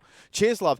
Actually going to find in KEKW getting Ben Usher with the flush as well. Atom turning around. So this is a freeway engagement in this particular area, Gio. Saint trying to get on those shots. He knows that Syle's not there to help out the team. He's got to pick up the flak, and he's trying to get in on Snakes. Now, just these extra players lying around. University of Kent are also in the vicinity. The question is, are they going to be able to finish it all off? It looks like Snakes aren't going to last long. No. Forced out of the vehicle and sent to his grave is Folks. And now Will just taking time to reload, taking time to reconvene with the rest of his team. They know they're being watched. Atom here with this scope out, ensuring he can see everything around him, but Mass is going to be the next target, Trin. I don't see him getting away with this one. They're reloading, thankfully, so it might buy him a little bit more time. He's trying to eke out whatever position he can. Will has been knocked by TA somehow, so Kingstionian solo man taking the fight to Kent. Cable not finding Mass as TA will actually flush out the entirety of Kent right there as he walks in from behind. He's taking over the position that Hazy occupied from last week's competition as a solo operator, playing spoiler to these top contesting teams. And this is huge here for Kingsteonian. They've been looking for another chicken dinner, and it could be in their sights now. Well, in his sights is Cable from UWL, and he's a little bit further away from the rest of the team. And they've just hopped in a vehicle now. They're going to rush on over and hopefully play some support, but they could be in a pretty bad position. Although, that said, they are the squad that has the highest number. Now, you're getting very excited. I'm getting excited because Trin. it's shifted over to TA right now. So he's in a great position to try and get out a higher placement for Kingsteonian, provided that Nano doesn't just pop him with this Car 98. He is in cover behind that particular angle, but UWL getting paying more attention to the person who's opening fire right now, and that is Nano. So they're going to be looking in that direction. They may try and rush to get the cover of that building for the next circle, but that's only going to last for one. It's right on the edge, which means that that last circle is going to be out in the open, so high ground will be key. Well, Saint just looking to set up his position here as well. You can see Ghost over in the distance, and he actually doesn't know what angle these shots are coming in from. That's going to mean he is falling to his knees and sent into the grave himself. That leaves Nano on his own left of UCL, and ECG Senior falling as well. UWL really picking things up here. They're looking very, very strong. They're trying to go 2 for 2 GA right now. They got three men strong still. Sile obviously being that first casualty very early into the play day. Now they're on the hunt for Tal from Portsmouth, who's just on the side. You can hear the footsteps coming in, keeping the angle. Saint dodges out the first kind of spray of bullets, going to return the fire down, and Tal gets wiped out immediately. The last man standing to that one, top 3 remaining. So it's UWL, Kingsteonian, and UCL Nano. UWL definitely in a position to be able to walk away with their second chicken dinner of the night. They just need to find these 2 solo operators and win it all. TA is really the furthest away, although he looks like he's beginning to move in now. He just wants to constantly be on the move. He is going for Nano. He also doesn't want to be in line of those snipers. Now the question is, who could win out of Nano and TA? Because Nano's in this position here where he's focusing on 2 different teams. Throwing in the nade doesn't look like it's going to get anything, but he has to constantly watch his flank because there's no one left on his team to do it for him. Okay, so there's great cover for UWL right now, and they're moving up this high ground. Like we said, that's going to be key in this next circle because it gives the best position to pivot from, regardless of where the next circle moves. They've got to contest with Nano, and they know the numbers. They can know that there's only going to be another squad of 2 max that they're going to have to deal with, but they might not know it's 2 solo operators from different squads. So they're going to focus on this attention. It does leave a path to victory for Kingsteonian to come into this one. Indeed, it does. Now, UWL. They might just win it with a nade. That nade. Is it going to bring down He's going to run. Though? He knows. And he's going to get sprayed down like the dog he is. Saint now turning it around. TA's been spotted on the other side. Atom keeping an eye on that one. They just have to blow up the vehicle, and they should get away with this. TA needs to get away from that explosive. There's literally a sitting time bomb. It's going to explode, deal some damage, but he's far away enough that he's not going to feel the hurt from that one. But the circle deals some damage, returning fire back in. And UWL, they're going to walk away with Miramar as well. That's 2 for 2 this evening. This team is seeming unstoppable right now. Absolutely. Even without the guy who we called their star player, they were able to pick up everything that we thought they may have lost. Turns out they didn't need Sile in the end. Just an incredibly consistent and an incredibly well-balanced team, which is everything we said we thought they were right at the beginning, Drid. But I mean, we can't take credit away from Kingsteonian either. The fact that they were able to so decisively win out gunfights that we thought really weren't in their favor. They really weren't going to win them out. And TA last that long coming in second, that was huge. Yeah, Kingsteonian able to sneak out a victory. These solo operators sometimes are so hit and miss. They time their engagements correctly, they can climb the ladder, and that's exactly what TA did for the side of Kingsteonian. So fantastic play by him.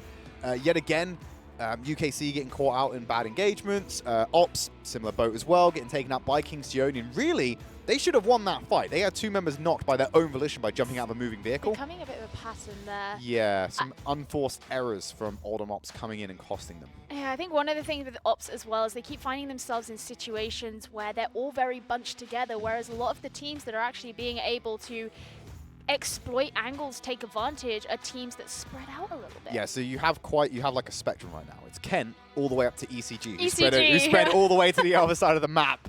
Well, that's food for thought. We're going to go to a quick break. When we come back, we're going to heat up the action by heading over to Sano. Hi. Hey, buddy. Yo, Mike, are you ready? Wait. Should I go with the UMP9 or UC? Sun's out, guns out. Gear up for summer. You ready? Okay.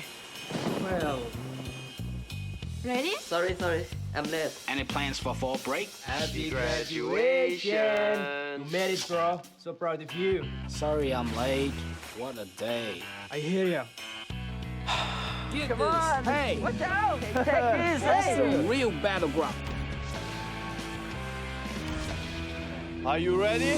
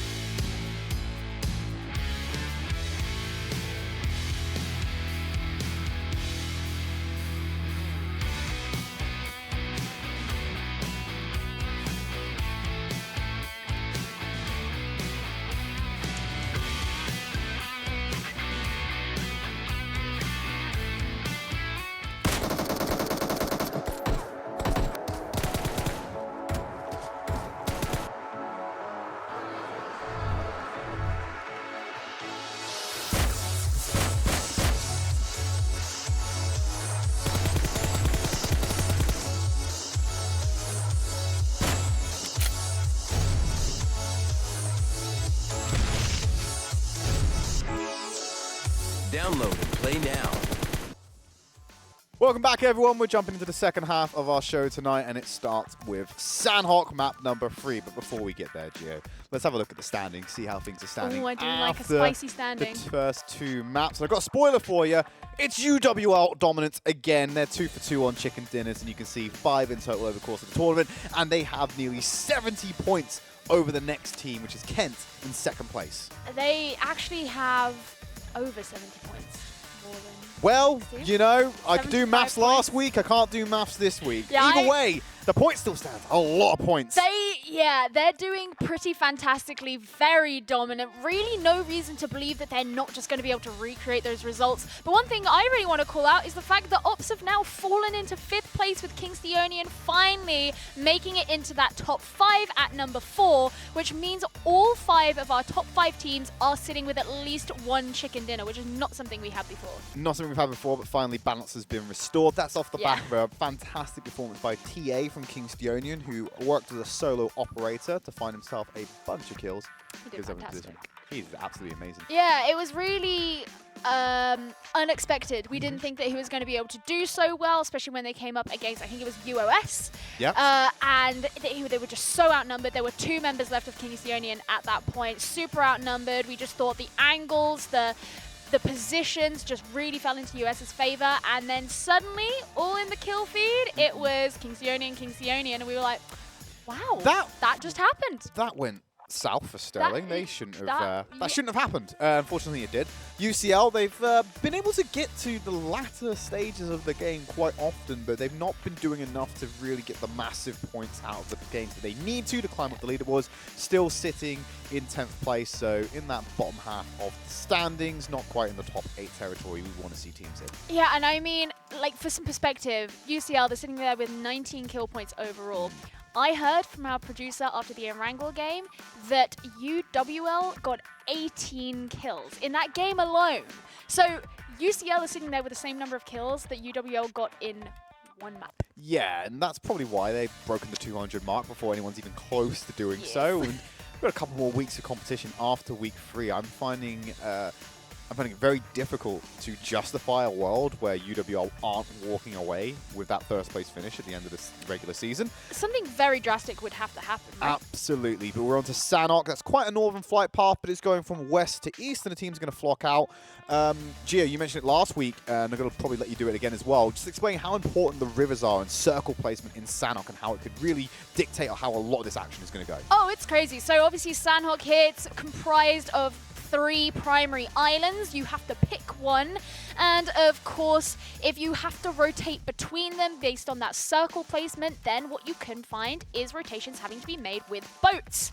And so you do see a lot of boat play on this map. And I tell you what, Trid, I actually one time was casting a game of PUBG and I saw the circle narrow down all the way to the triple point on that river there. Yes, I know exactly what you're talking about. And that can be pretty hard work because if you've got that water in the middle of your circle, even if it's just one of the little bits of river, not necessarily that triple point, there's so much of the map at that point that you can't occupy, and you get squeezed into these very, very small areas with your opponents. And so the river can just play massively into this map, not just for those rotations, but also for the positioning there in the late game. UWL taking a very early fight with Ops again. They keep dropping on top of each other, but it's actually, wait, hold on a minute. There's 3 squads here. That's a member of ECG who have spread out again. So they're sticking with this strategy of play for placement and just hope that they can get away with it one. But Ops and UWL are still on top of each other, I believe. So yet again, could see an early engagement from them. Ops got the better of UWL to begin with, but as you know, they walked away with a chicken dinner, so clearly it didn't last for that long. Yeah, Ops need to be looking for, I was going to say for those opportunities to be assertive, which is what they have been doing. They just need to be a bit smarter about it. That's where they've been falling short before, is making very, very small, very intricate plays that have not necessarily worked out all that great for them. Ensuring that you're holding angles, ensuring that you're not peeking when there's gunfire coming straight into you. It's just cleaning up those little rough edges that Ops have been playing with, and that's what they need to be very aware of coming into here. Well, UWL Saint, he is going to be falling down. Now will be looking to be healed up, but after Sile went down very early in that last round, Saint was the one who picked things up. up for UWL, so they're going to be wanting to keep him up as long as possible. Yeah, definitely a key player of this roster.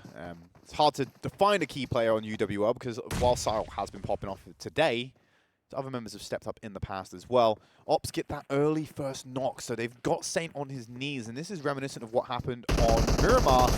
They're baiting UWL members into come and rescue him right now. Atom hasn't committed to the res, I believe. He's going to walk away, take the fight against Itty, so they're going to level it out one apiece.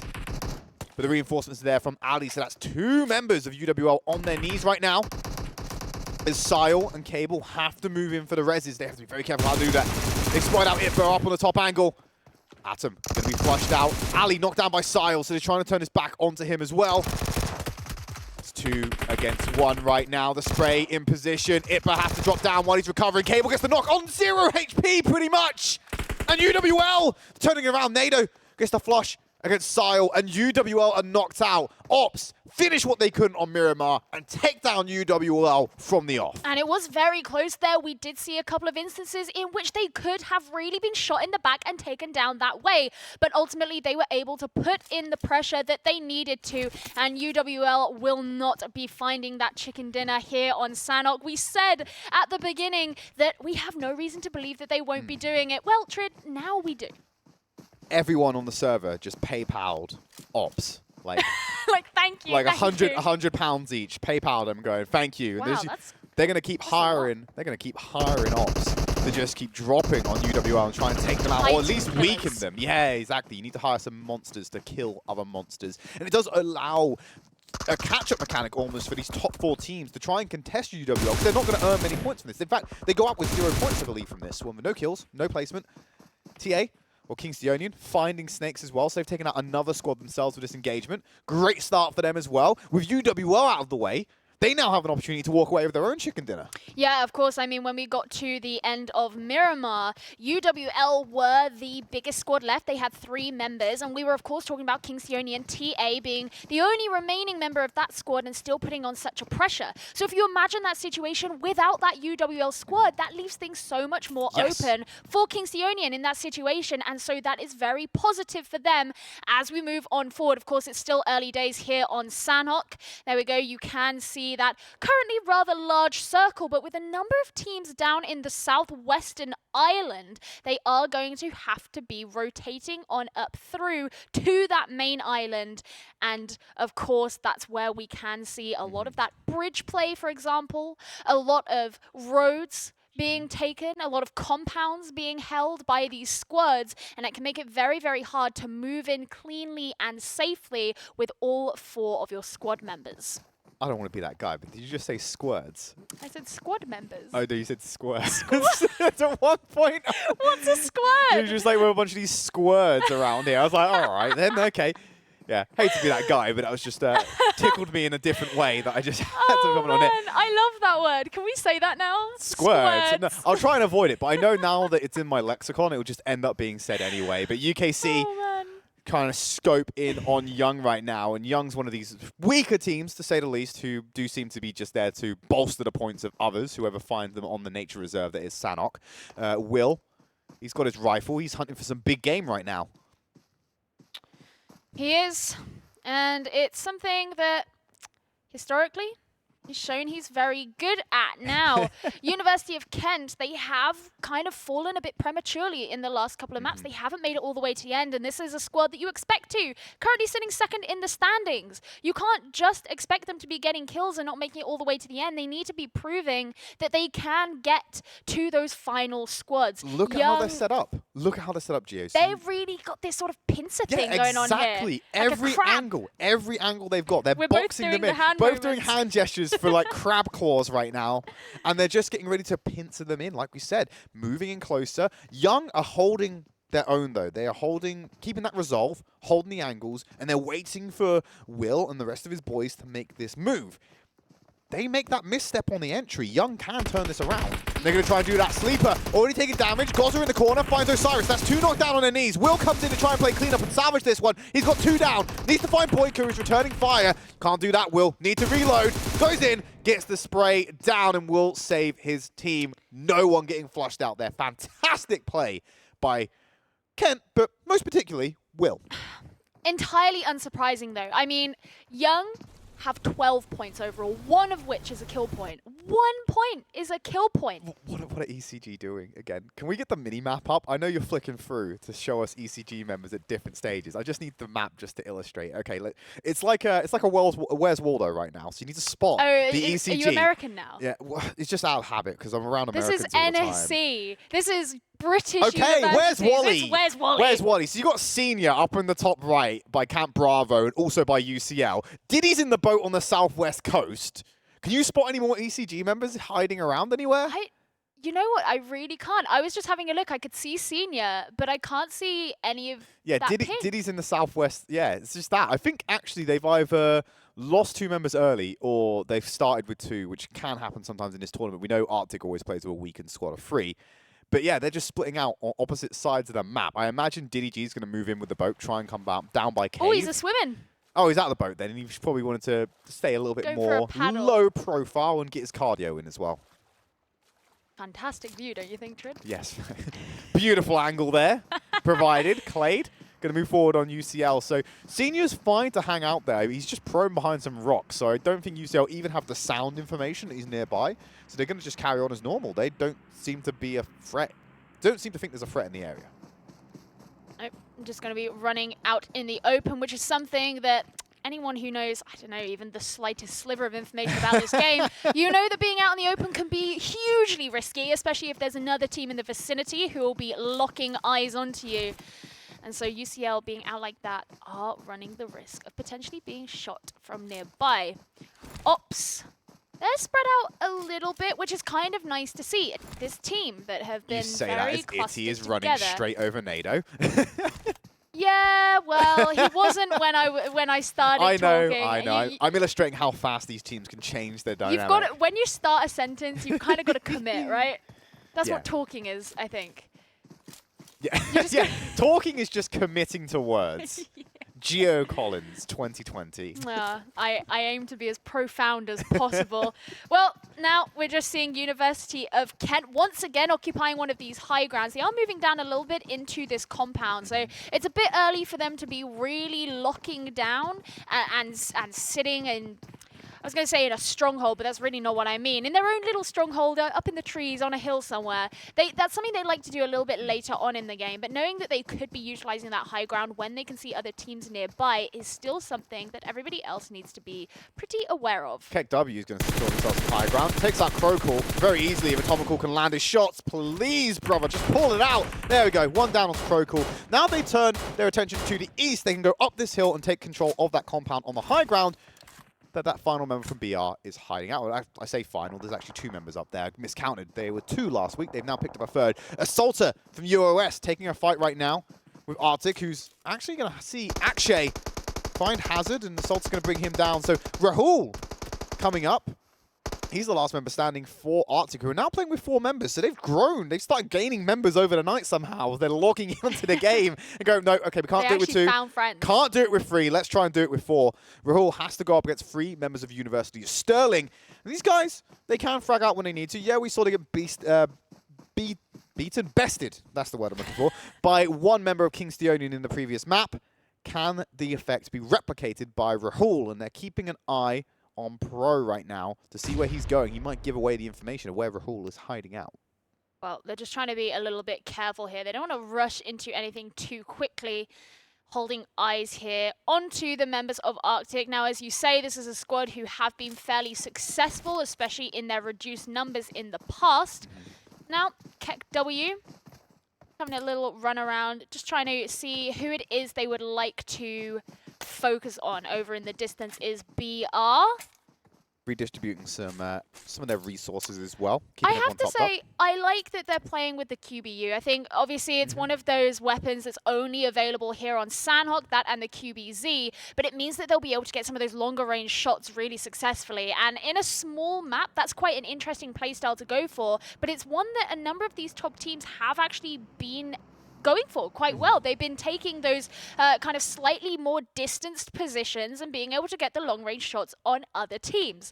So Ops are on top of Kingstonian right now in the Paradise Resort in the north, so that's another engagement that could be happening. It could go south for them. Itty taking some gunfire. They've lost it, but and Ali's at half HP right now. Want to get a status check on what's going on with Kingsteonian as well, because they appear to be playing with a full strength squad at the moment. Going to get the spray down. Itty gets that knockdown onto Merzer. So I spoke too soon. Savage Son, of course, the stalwart of this team, holding them together as he rotates to find a different angle. To hopefully apply some more pressure to Ops. They know they've got one down right now, so they have a window of opportunity with the man advantage. He's got the grenade primed. Going to hold on to it for now as he moves around. He's got the perfect flank right now. He's going to hit up this angle and play it right into destroying all of Ops. That's Ali. That's Itty as well. It's just Nado left to try and contest this one. He might have to hunker down and hope for the best. Maybe this storm will pass because Ali has now just been flushed out. So he is running solo for the rest of this game. Those rotations are really huge when they can be taken right. Nado's looking to get a nade. Oh, haha. Hey, there we go. On to Kingsteonian. It's not going to be successful, though. So he's going to be going in for another. A gentle yeet to find HC7. The gentle yeet. Gently. Little bit of distance, but not going to be there, unfortunately. But it is giving away the intel of where he's coming from, because his grenades are constantly coming from the same direction. Savage Son and the rest of Kingsteonian know where they have to assault now, and you can already see it on the minimap. He's legging it. He's hightailing it out of there, Gio. He knows he can't win this fight, and now he's just going to play for placement. Run, Nado, run. It's just, yeah, I mean, Ops, they've got to a point in the standings where things are starting to slip for them. This could have been the map where they could have turned things around, but they just are so susceptible to being taken advantage of, and that's not great for them. Now just taking a look at Popcorn here on the side of Tad. Now, there's only 3 of them playing on this squad. I believe there was all 4 last week. And they had a not terrible week last week, but Diddy is so close. Is Pike going to be able to get him? Well, Popcorn was, Marion finishing it off, and it just ended up being so easy. And this is where you have the issue of your whole squad being on different parts of the map, Trid. Yeah, he walked into the open, and then suddenly, ta-da, they came out afterwards and got the easy kill on the ambush. Going to be very close to seeing where this Did that go straight over your head, or is. did you just ignore it? Oh, what was it? Ta-da? Ta-da? Tad? Oh, that wasn't that funny. I know, that's the point. It was so purposely bad. Ah, that's what it was. I see.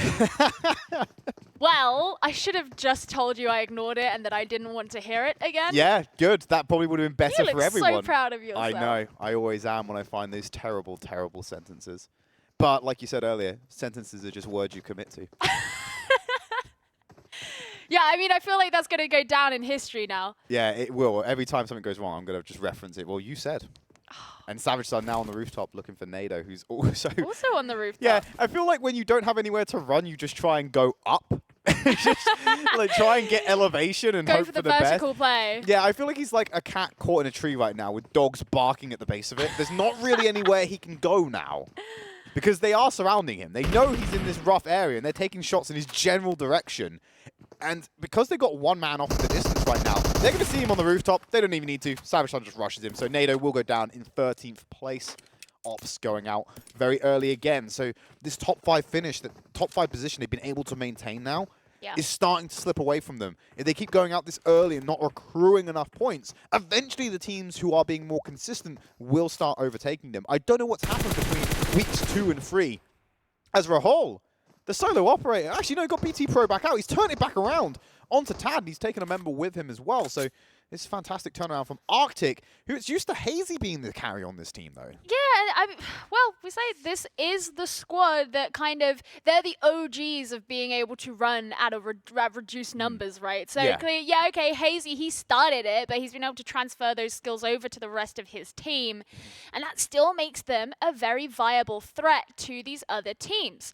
Pike from Tad, looking out through his scope just to see what's what. But having another look at this next circle, which we didn't get to fully look at before because you interrupted me with your rubbish joke. But what's interesting actually about this circle is there's such an empty open space in the middle where you kind of just have those hills. And so you're going to really be seeing squads like University of Kent, who are very close to the middle, who are wanting to occupy that area. He's waiting. Hazza had so many opportunities to take the shot, but he's waiting for his team to get in the best possible position before they lose their element of surprise. Taking the shots at Clade. Calculated by Hazza. Finally gets that knock. will get into cover. So the flush not coming through straight away, but they have put UCL on the back foot. Senior is in the trenches right now. He may get caught off. They're looking in that general direction. And now he's exposed himself to the gunfire coming in from KEKW. Cheerslove won't find the shots, but now he's ran into UCL's territory. Nade getting thrown over the top by Hazard, looking to drop on top of Nano and Clade. Gonna go off and confirm the knockdown onto Clade with the gunfire from Hazard. Nano tries to peek and fight, but Cheerslove has the crossfire angle to cut him down as well.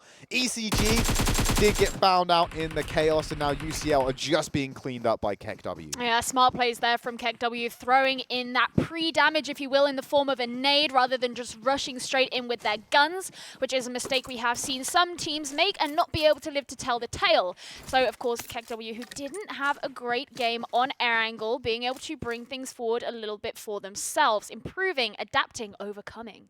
That's the whole idea. But say that Hazard is going to be knocked down there by Will, and this will be the next threat they have to face. But currently, BT Pro looking out for things. Harriet Watt University here, still relatively untouched. All three members still standing, but they are very close here to Arctic. They are also standing on top of each other. One nade would have finished them all off then. So, and thankfully, nobody had the information that they were stacking like that, trying to make their own version of a totem pole. And it's not going to work out for them. BT Pro, look at this. BT Pro is right behind Ajinkia from University of Stirling, who's also scoping in on Harriet Watt right now. He's behind a rock. This is just like that meme of the people in the church where they're all aiming at each other. And it's basically what's going on right now. As Ajinkia will find that first knock onto Harriet Watt and the flush as well, he's given away the information that Strathclyde Strikers, or Arctic as their clan tag says, are looking at them right now. They get that information that there's someone taking shots. Well, they don't even get the opportunity to. Harriet Watt, they're going to take the fight to him instead. It is now a 2v2. This is a fight that Strathclyde can win. Yeah, I think that they are definitely comes. going to be in the benefit here. But they are getting closer, as you say. They're going to have to make an engagement here. The last to move will be the last to win. Knight is going to get knocked down by BT Pro. Straight away, Arctic are up in this fight. But I say that, and BT Pro will be knocked down and killed in return. He missed Mr. Daly when he popped out. It wasn't in his field of view, apparently, because he just saw Knight in his main sight, not in the peripherals, and he got shot from behind with 0 HP from a bad engagement. Now, Rahul is in a position to just play spoiler to both of these. He's got the inside track to that next circle, and he has the information from his team that Mr. Daly is down on his knees. Knight, being res back up, has to try and get himself back in the game. KEKW going to pick up 1 kill on the Portsmouth. Looking for another as he hides behind the tree. But he gets shot from a different angle. Needs to play this carefully. He walks into the sightlines. Kent forced Atomical to make an error there, and it's going to be Achilles picking that one up. And this... No, it's Will, sorry. Will actually for distance. Well, I was going to say this leaves Will in perfect line of sight. Right here is just Tal over in the distance, and he knows that this entire very, very oppressive squad from the side of Kent are looking all the way over at him. He's going to be running on by in a place that he doesn't think makes him as susceptible, as weak. This is phase 4, Gio, and teams are still tanking blue right now, trying to get in. Yeah. If Kent spread across this southern border, they can ruin the lives of so many teams right now because they've got Tal coming in. They already know he's there because they've been taking shots at him. Achilles is going to be moving in. Asmund has just gone down, so he's been caught out off the side, but he's trying to move in. Rahul is chasing the blue. He's got Achilles in front of him. Harriet Watt in there. UKC are now spreading into the center. They could catch so many teams on the entry. And they're going to know that they're going to want to go for those compounds as well, as they're going to feel slightly more safe, slightly more covered there. And UKC have just been in those compounds. They understand exactly the map layout. They understand that these teams are going to be forced in through, funneled in through this weak pipe that is the edge of the circle. Achilles just looking to see if maybe anyone is nearby, picking up some of that loot. And there's our next circle as we see UKC start to rush in with Kingsteonian moving into it. They are a full squad. Yes, Kingsteonian and UKC are the two squads to watch here. Merzer's gone in early. He's secured that building on the rooftop. If Kingston Union do not get there to support him, and they decide that UKC is going to crash that building early. They can get an immediate one-man advantage, but they've spotted the team moving in. Will's already knocked down Mirza. This is starting to go wrong for him. Got the flush as well. They guarantee the 4v3. Kingston Union have to fight for their lives now, or they will go out early. There's a spray down. HT under pressure right now. They're going to storm the building. One by one, they're walking into this death trap that's been set by Kent, as they will get the flush as well. Savage Son and TA remain, but they're now going to have to fight a 4v2. And Kings Union, they've been making it so far, but Kent looking strong as ever. This could be their chance to get that chicken dinner that they have been craving. They've been hungering for it. Savage Son, he is going to be the target of that nade, but isn't actually going to be feeling its effects. Will moving on a little bit. He knows that there are enemies from all kinds of different angles. For example, Tal on the side of Ports moving in down the hill. Savage Son sitting here in the grass still. He's just looking out for some of those key enemies. Tech W now in position as well. They've got the outside angle. I don't think they're aware that that final member is there to try and contest them, because they're more concerned about this. Great nade in from Tar. We'll get the knock onto Usher, as Will's going to take an alternative angle to try and find Cheers Love. He knows someone's there right now. He's paying him attention. TA has found Osiris. And again, find Usher as well. While Will's attention is distracted, Savage Son and Kingston Union have brought this one back. Will's the only man left standing for his squad right now, and he's turning it around onto TA. He's so weak, though. Cheers Love plays spoiler. He can end it all. Savage Son pressing him before he can use the first aid kit. Will knows it's coming. He has to avoid it, cancel his res, and try and go for the fight. He goes up, decides to go over. Beautiful angle by Will. The mind games are there, and now he can get his teammate back in. There's Osiris and Sleeper on the ground. Get the first aid, get your team back in, and you can walk away with this chicken dinner. Cheers Love completely on the opposite side of the circle and at huge risk. Tal on the other side too. Their Sleeper so nearby, and these painkillers being taken by Will, and this is just going to completely heal them up and make them strong as ever. We thought the Kings Union were going to be the kings of the clutch, but right now it's looking like that will be going to Kent. Beautiful. Oh no, Osiris, he didn't get rest in time. He has gone down, unfortunately. One thing to note here, the UWL going down early was them lighting the beacons in the distance. And the only team that's really answered that call in contention is Kent. They've decided that they're going to be the ones to try and take this spot, make the most of this opportunity and try and close that gap between them and UWL. They still have a couple of obstacles to overcome, but this is the best position they've been in a very long time.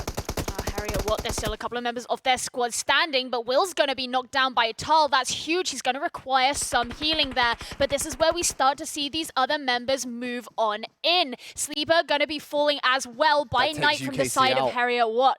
And that is huge. Yeah, UKC going down there. Harriet Watt able to find that frag. So you have a 2v1v1 right now.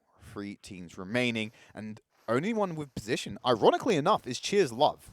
And considering he was so far out of the circle, not really in contention earlier, he's done well to eke his way back in. Knight's got him in his sights, and he dodges all of the bullets. There's 2 members stacked up on that particular sight line. And you can see Knight's now going for an angle, trying to create that whip from the crossfire. Finds the angle onto Cheers Love. The damage is being rained down, not enough to knock him on his knees. He's too busy trying to fight Tal. You've got to feel for Cheers Love. He's fighting 2 different squads at the same time right now, and he's struggling to find safety.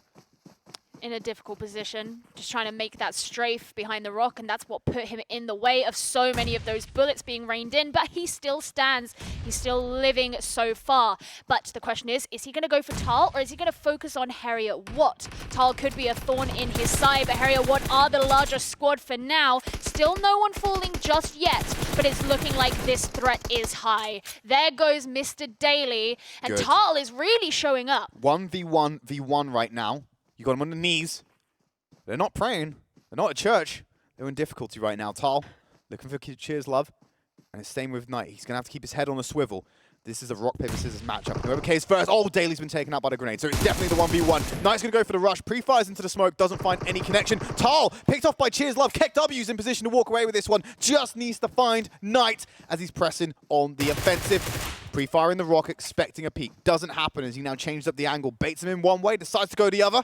As he presses forward, again, with the pre-fire, they're expecting each other to go, but no one's pulling the trigger, and they're probably going to have to wait for that next circle to come in, which neither of them are in yet, Gio.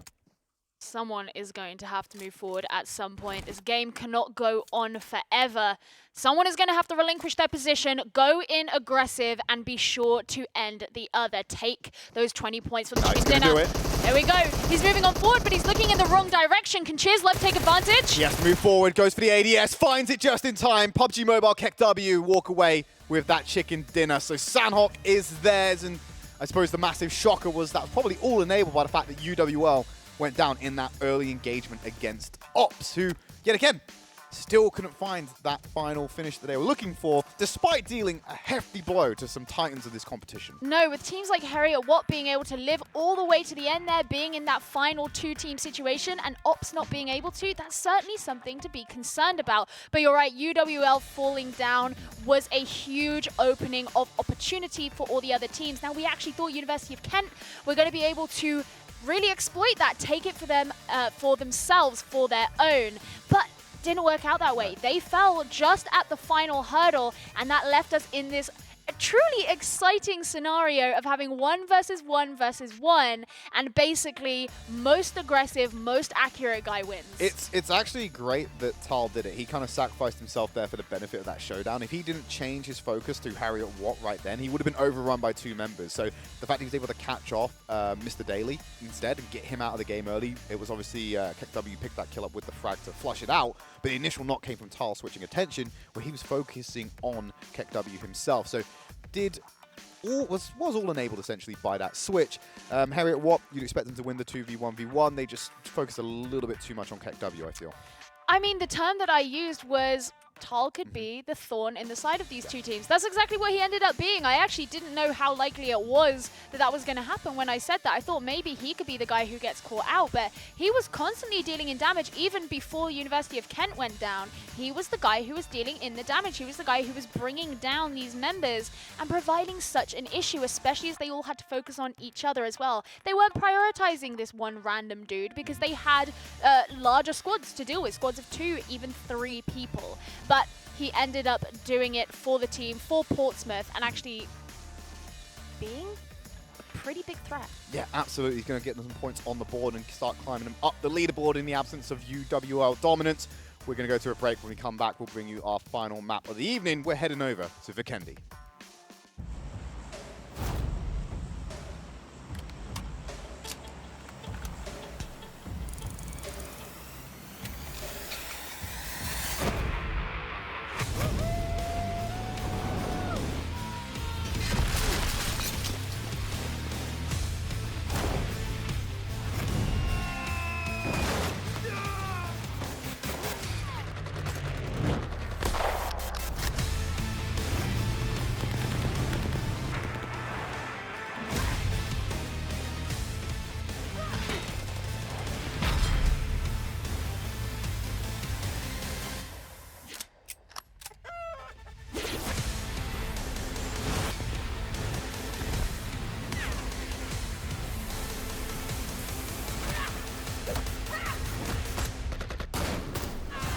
Stay alive and be the one.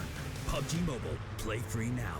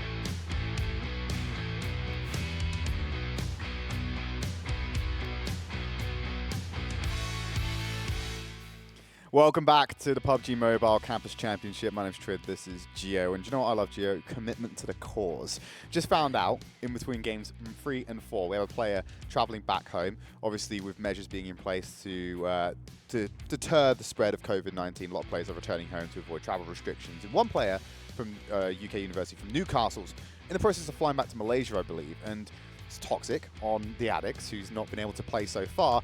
He's got a layover in Dubai.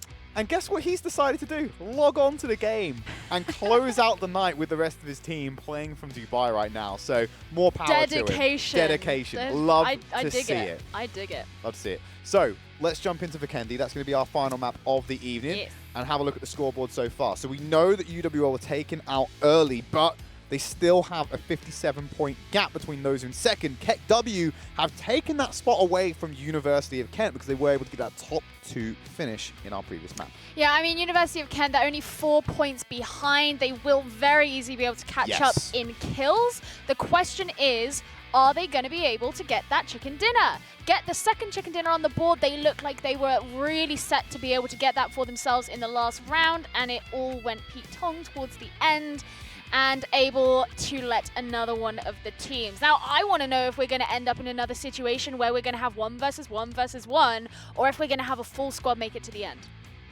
If you're going to see a full squad, it's probably going to be UWL. Assuming that they don't take an early engagement and lose it to Oldham Ops.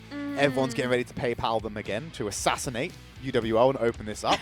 So we just have to see where they drop. So I'm going to pay close attention to that when we eventually get to the flight path. But looking at the leaderboard as well, you can still see the teams at the bottom struggling to find their footing. Young, Johnny and Friends, these kind of teams not really making an impact. I think it's too late in the game for them to actually walk away with the first place or even top 5, especially you can see we've got 2 more weeks of play after this. Out of the question for them. But they can obviously play for pride, see if they can crack open. Set your expectations. Rather than go for first, let's see if you break top 8. That should be the new goal for you. Get into the top half of the leaderboards. Don't come last. Just don't come... Well, save that for last map of week 5. The last possible day to play. That's a battle royale in and of itself. Yeah, it's not coming last. As long as I don't finish last, everything's fine. Let's have a look at that flight path for the Kendi. Fairly central. It's going northwest to southeast. And like I said, I'm paying close attention to where UWL and Ops are going to drop this time because they have consistently dropped on top of each other. And it has been costly for both of these teams.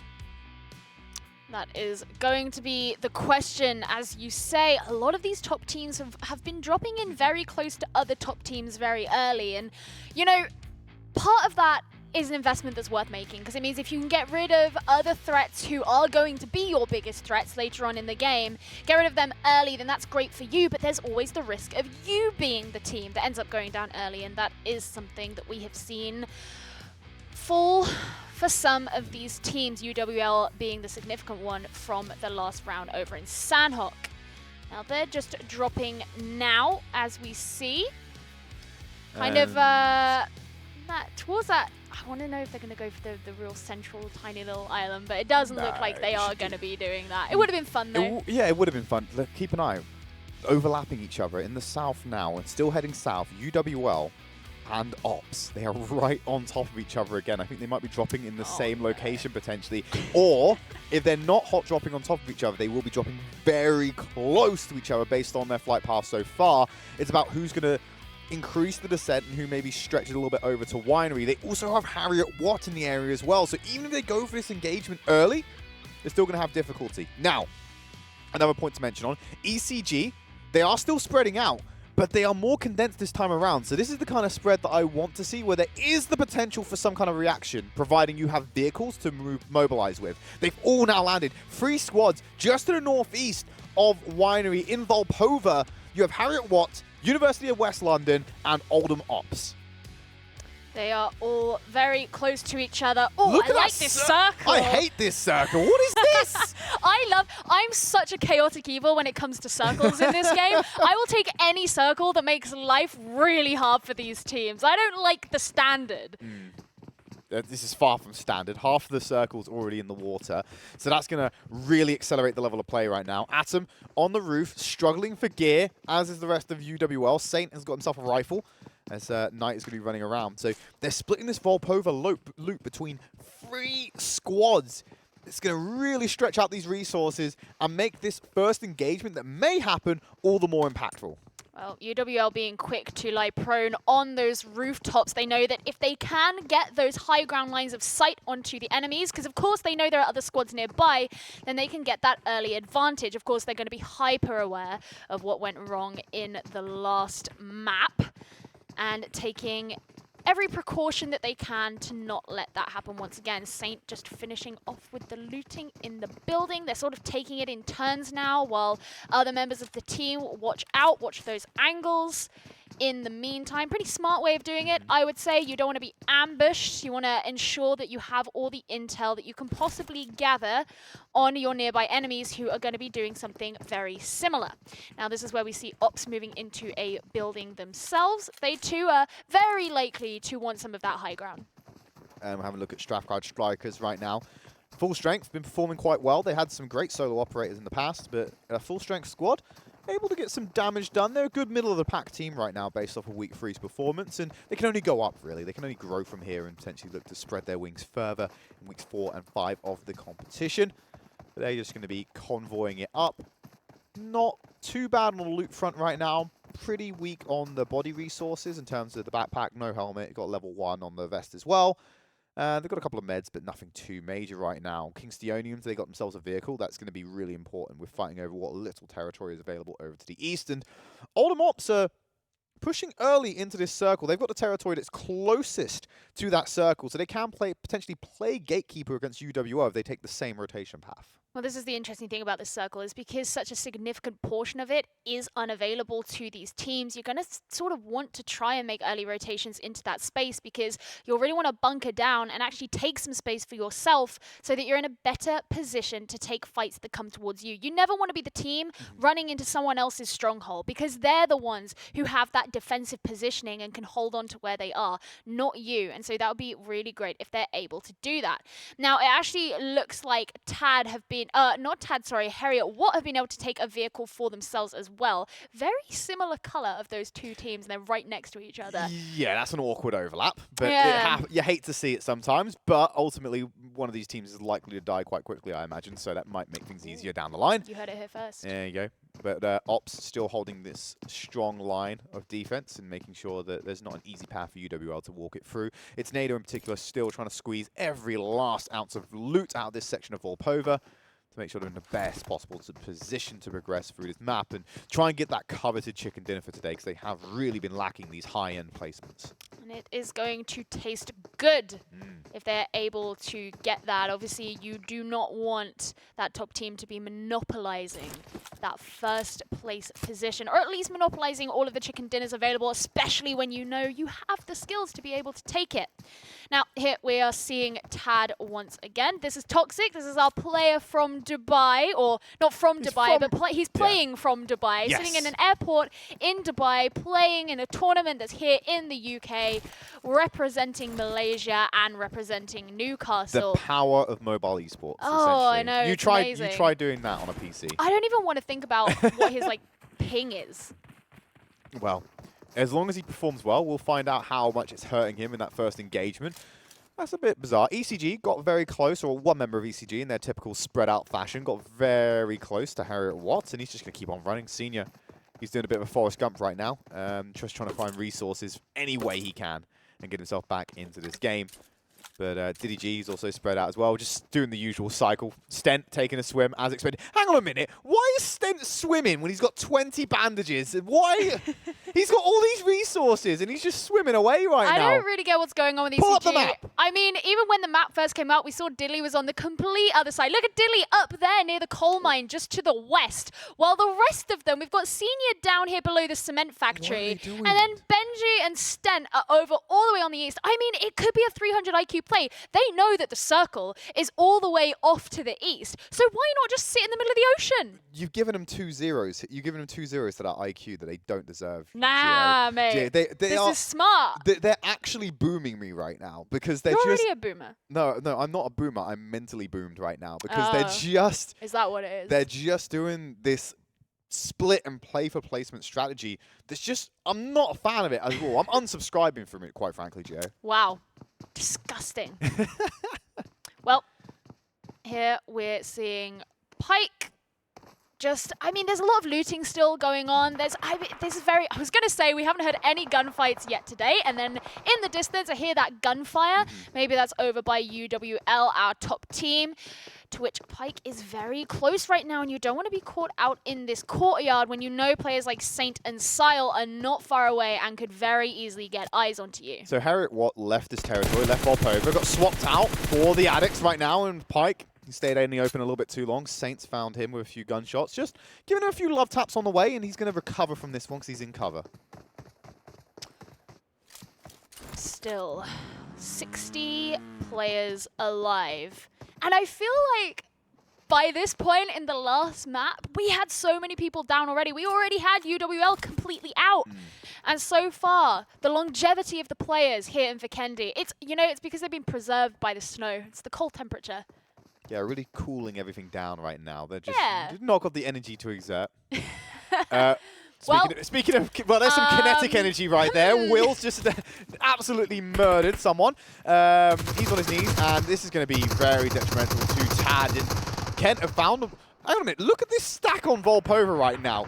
The Addicts, Kent, KEKW, UWL, they're all focusing on this singular point. This is going to really trim the herd nice and quick onto this one as Tomical taking those long-range shots over at UWL on the horizon. And there's so many players on the ground right now. Popcorn being taken out. It's actually Nado to get that clear onto Omeron, which is going to flush out the rest of his squad. So first squad getting removed in a chaotic first engagement.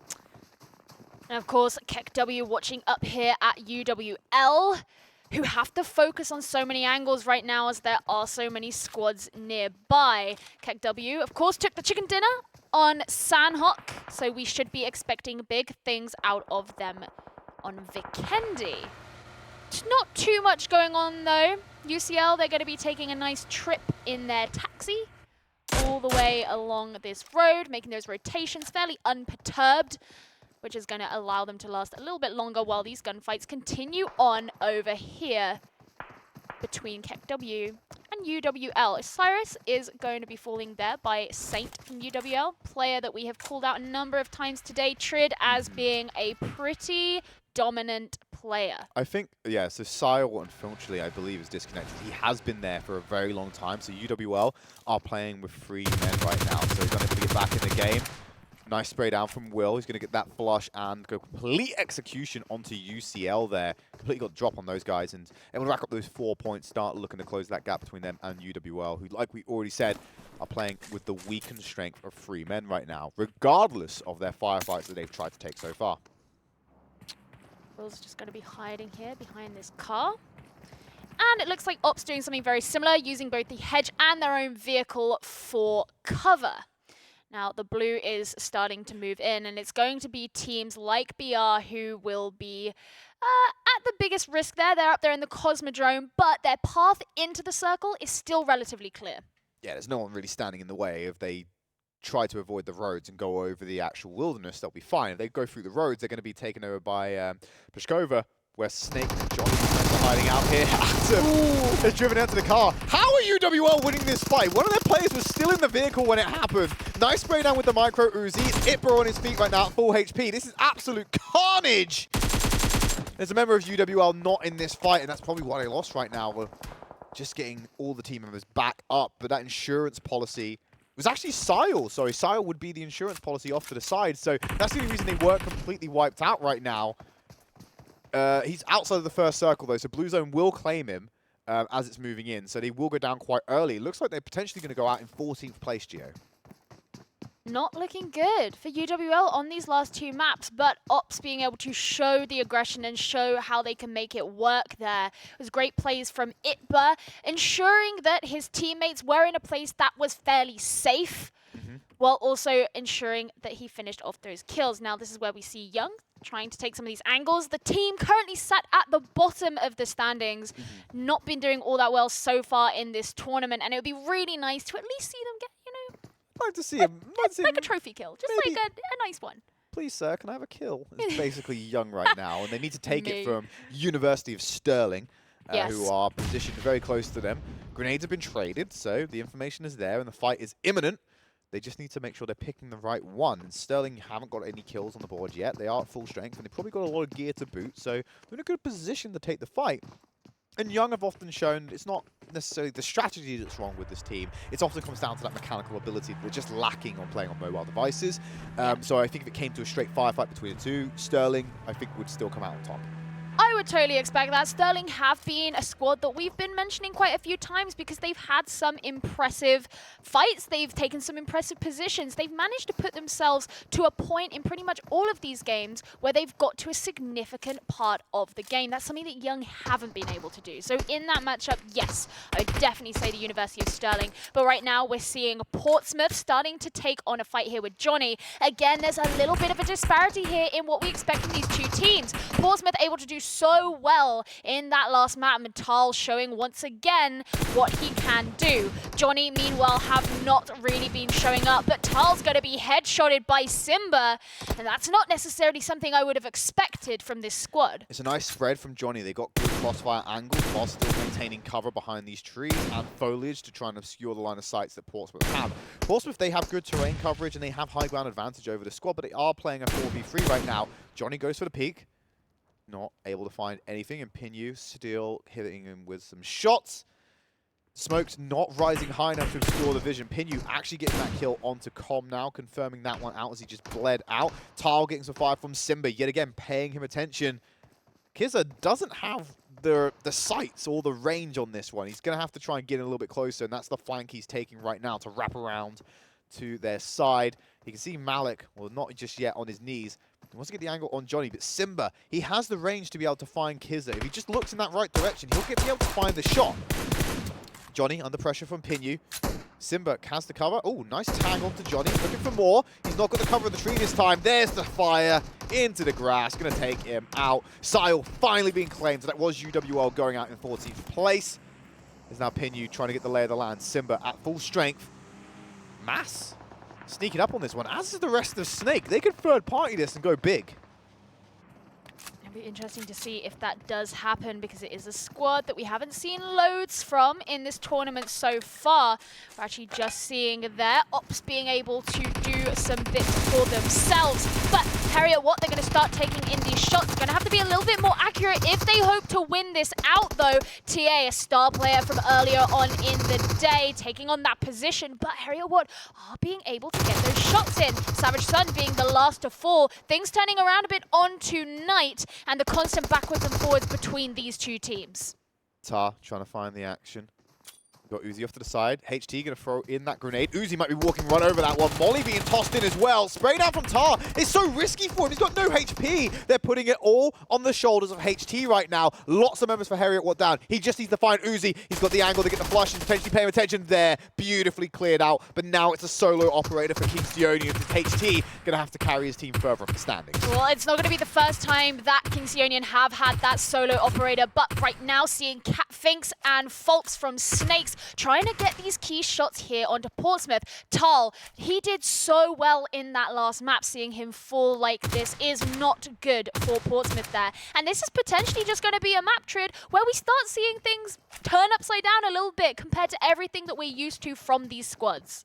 The bottom teams in the leaderboards are yelling, "Eat the rich," as they're trying to take down the top fighters right now. Pinyu and Kiza from Portsmouth are holding this position. Just keeping an eye on. They've seen Fox, so they know an engagement is coming. Catfix is in his sights. Beautiful trigger discipline there from Kiza. Foxer did get the knock on the Pinyu. So it's solo for Kiza. Doesn't quite get the knock. Finally finds it on the Foxer. Just needs to find Mass. And he'll win this engagement. He can move forward right now. Get the flush onto Foxer, who's clearly feeding information over, letting him know. Frying Pan, he's going for the star Let's point. go on, dunk on him. That's what we love to see. Frying Pan kill coming in for Kiza. And he knows it's very risky because now he's being shot at. It might have costed him his life. The BM is detrimental. Was it worth it? Yeah. All right, I'll leave it up to your assessment. They weren't going to win. You might as well get that in there. Well, Members of Young gonna be falling down as UOS start to get these shots in themselves. Again, we already said this is a team worth watching, sitting in the middle of the leaderboard, but slowly creeping their way up if they keep things up. Goza falling very short of health there as Hazard gets in those shots, but they're going to be retreating somewhat. Salter just healing himself up a little bit, throwing in that smoke. That's going to give him a little bit more clearance to move on forward, which you really require in these open parts of the maps here. We've already seen how easy it can be for players to get caught out. Now, Will, our pro, our star player, and he's just looking around. Every time. He's hunting. Every time he comes on camera, it feels like we just always throw him at least 2 compliments. I feel like it's a mandated minimum now for Will right now, just to see him on his team. Yeah, it's like, you know those memes with all, it'll be people looking gooey-eyed with all the heart emojis and stuff? Yeah, it's like, yeah, that's us with Will. Yeah, like, we know that you can achieve. Okay, so ECG's distasteful and quite frankly disgusting strategy has managed to find him into top 10 squads right now, and he's still got all their members alive. They are playing border. Stent is only just decided to come in. I think he's going to stay in the water as long as possible to try and seek this out. It's like 55% water at this point. Yeah, it is still, it did not swing back as it maybe should have done, and it's still going to be at, if this circle continues to condense mainly around where KEKW and Ops are, we're still going to have a lot of water in play for these Dolphins to keep swimming around in. Yeah, I mean, look, ECG, they've been playing this game, and they'll be the ones laughing if it actually ends up working out by the end. The gamble, you don't know that yet. It's just pushing me deeper into despair. That's fine. It doesn't really matter whether you're despairing. It True. just matters what happens in their game. And I would love to see that. But for now, we're going to be seeing Hazard falling as Will gets a very, very key shot onto him. And UOS going to be struggling now as they're all a little bit interspersed and not necessarily at the perfect positions to be helping one another up. Especially not Hazard over there, who is more separate from the other members of this team. You can see the smokes going out to try and obscure vision and set up a path for Sterling to be able to go and get the resurrect. And Jinkia already feeling the hurt just as he tries to do that. So they're really trying to deter this one. Oh, has got sightlines. He knows they're going in, but a little bit late on the spray. They can get Hazard back up, but it really has put Sterling on the back foot. Snake still up. Catfinks is quite low, and he's only got one other member of his squad. Benja from ECG going to be throwing in the Molotov, but he's not going to get either of the players. He will be going in for Mass, though, and he's the less easy target of the two. Really, he's just separating him out from Catfinks is going to make things much harder for Snakes to achieve here, but deciding to turn around. In the meantime, Ajinkia is going to be falling from UOS, and we're seeing all these different names light up the kill feed as Will starts to take these angles onto the remaining members of UOS. Hazard's just running for it. He's taking some refuge behind a tree, but it doesn't look like he's going to last much longer. What a scumbag move. Ajinkia goes out to try and resurrect him, and Hazard's just running to the winds right now. Absolutely shameful. He's brought shame upon his family. Solos. He's playing solos, you're right, Gio. It's not how you're going to win in a competitive squad-based game, unfortunately, though. So it's just a Salter alive. He's trying to come in and maybe try and salvage this situation, but Ajinkia's close to being flushed out. Hazard's in a really bad spot here. He has managed to sneak up behind Will and Ben Usher, so if he gets the drop, he could ultimately avenge his fallen teammates, but I don't see them walking away from this engagement in a very good position. Well, it's going to be a bit of a waiting game as there's still 26 players alive on the board. Atomical rather, here from KEKW. Well, I mean, ECG, whenever they're getting observed, half the time I never know what's going on with them. But right now I can tell you that those shots are going to be made onto Snakes. Mass falling there. Benj is going to be feeling pretty good about that. But he is in the blue and his health is declining rapidly. he's got the resources. Oh, he should be fine. I was going to say, that would have been the icing on the cake. He spends the entire game waiting it out, gets 2 kills, and then dies to blue. That probably wouldn't actually been peak ECG. Better than giving a kill to another team. Points-wise, but performance-wise, is it? No, performance-wise is a bit Performance embarrassing. dying to blue? Come on, bro. Finally. Oh, come on! Yeah, finally, they've been forced out of the water. bless the RNG on the circles on this one. But now ECG are in a position where Achilles and Krollcool might have the intel that they're just beaching right now. And they are going to have to press closer into the island in order to get into that next circle. They have been gifted by a crate, so they might be able to pick up a few resources from that and maybe bolster their efforts should they have to take some gunfights they weren't necessarily intending on taking. Somewhat a risk, but right now this is a risk here. Deciding to take those shots there against the University of Kent. I suppose when you're that close, they're going to see you anyway. You've got to at least go for it. It was unlikely to work, and of course it didn't. It's going to keep University of Kent up and running. Now, Ops, they did jump in this vehicle, decide to rotate into the center of the circle quite early on before anyone else was making such a fast rotation, so they should be able to, you know, tent down here, find their own positioning. Achilles is going to be taking a lot of damage there as NATO shoots in. It was both, I believe that was both ECG and Ops taking shots at them. Not the best position to be in. No. Gozer and the rest of Young are just picking up these resources. Vultures scavenging the lane. And I don't know what I was saying there. So I was going to say lay of the land, and land at the same time just became land. Suddenly became Australian. I thought we said beasted earlier. Beasted's fine. No, you were trying to say beaten and bested at the same Oh, time. yeah, but you could actually... Beasted also works. I usually say yeah, beasted in my vocabulary. if you're 14 and from Essex. Oh, you get absolutely beasted, mate. But Haz is up on the high ground, taking some shots, looking to beast Ops in the low ground. NATO taking those shots. Getting tagged a few times, so he will back off. He knows he won't win the engagement for now, but Itbo can reposition and assist those efforts. Well, cheers, love. Trying to shoot in here. ECG potentially going to be easy targets now. They've been forced out of their safe positioning out into the ocean. And of course, KEKW have done very well so far. And this is our squad that have all that experience on PC PUBG. And so the last couple of weeks for them has really been a position for them to get used to the mechanics of playing on mobile. And so far, it looks like it's going well, as one of the members of ECG does, in fact, fall, leaving just Stent behind. Senior is actually in the south, but he's surrounded by Arctic, so the Strathclyde Strikers are there as well. If he moves, he's going to get sprayed down quite quickly. See, that's the thing with ECG. Is with most squads, you see someone disappear and you can very easily count who's left. With ECG, you're like, oh, there's one guy left. No, the other guy's just on the other side of the map. But BT Pro looks like he knows exactly where they are. Atomical going to pick up a few kills there. I believe that's Kent being flushed out in 7th place. So they did go for the crate. Not going to work out for them. An ambush was laid. Yeah, Strathclyde Strikers are looking in the direction of Senior. They're just not pulling the trigger.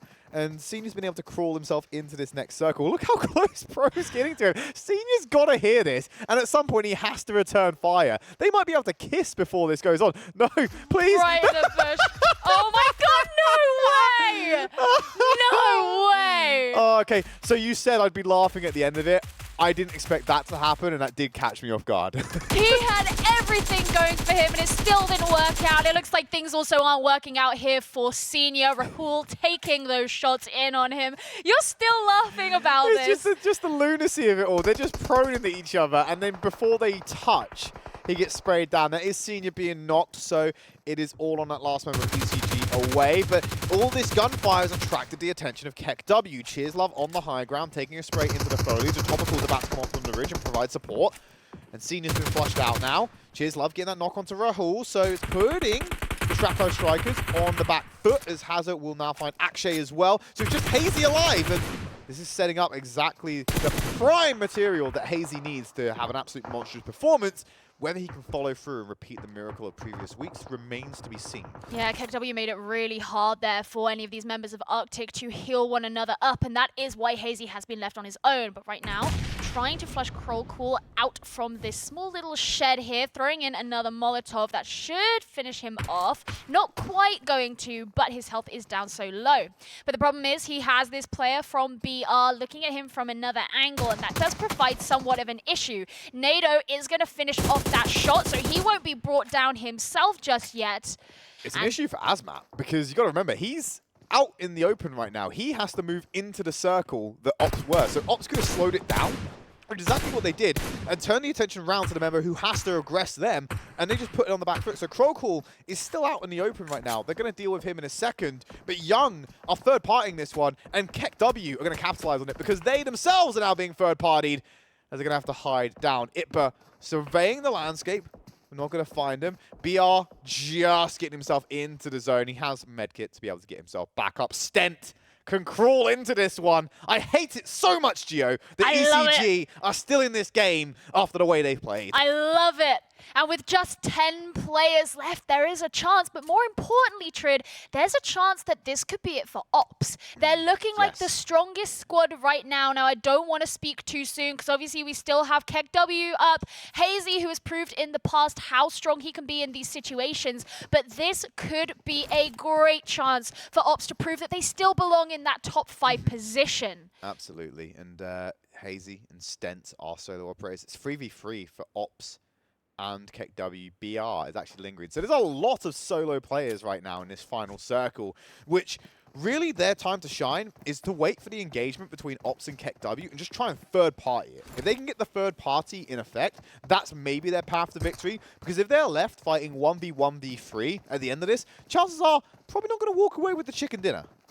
That is very true. Now there's Stent lying down prone. This could be a great opportunity for Cheerslove to be able to deal in that damage that's required. Now I want to say I don't want him to die because I just want to see this happen, but... He knows someone's there. You can see the sights literally on top of him. Yeah, I think it's entirely likely that this could end up being it for ECG, and instead Cheerslove's just going to push on in. He knows he's right here in this bush. He's going all aggressive. How is Stent not moved? What are you doing? Just spray it down. And he gets turned around! They're 2 for 2 on this exact same tactic. They're just hiding in bushes, and when someone runs at them, that's actually big. Oh no, man. he wasn't able to finish him off with the bullets, but because he dropped him so low, he didn't have time to be res. So that's dealt a hefty blow to KEKW off this sneaky beaver play in these bushes. And this is a huge boon for Ops, who were looking for that hugest threat of a team to be going down. Obviously, only Itba and Nado remaining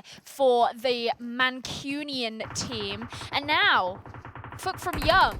He's going to be moving on in. This is the squad that haven't lasted that long historically. Could he get something? Doesn't look like it.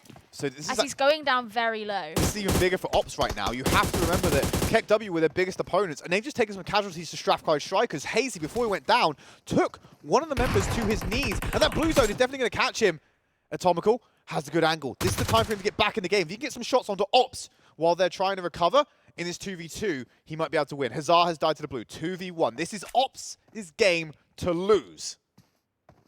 And they are going to be praying on their lucky stars that this works out for them with just Atomical to deal with.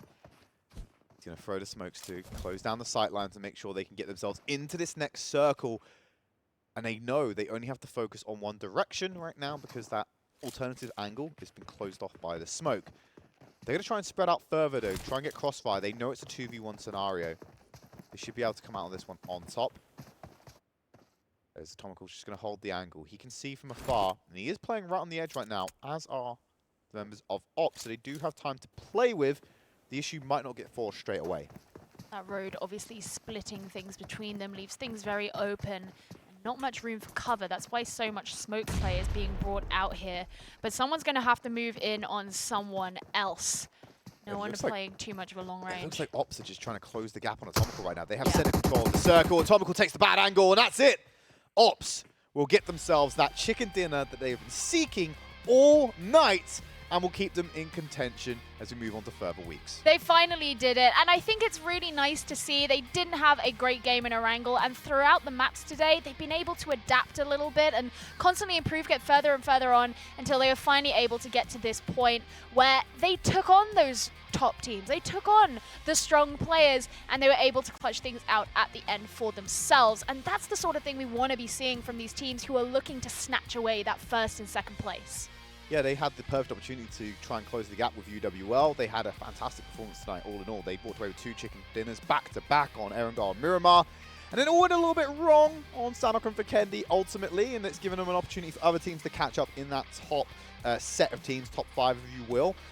Some teams rose to the occasion, others did not. Ops, one of the teams that didn't really rise until that final map.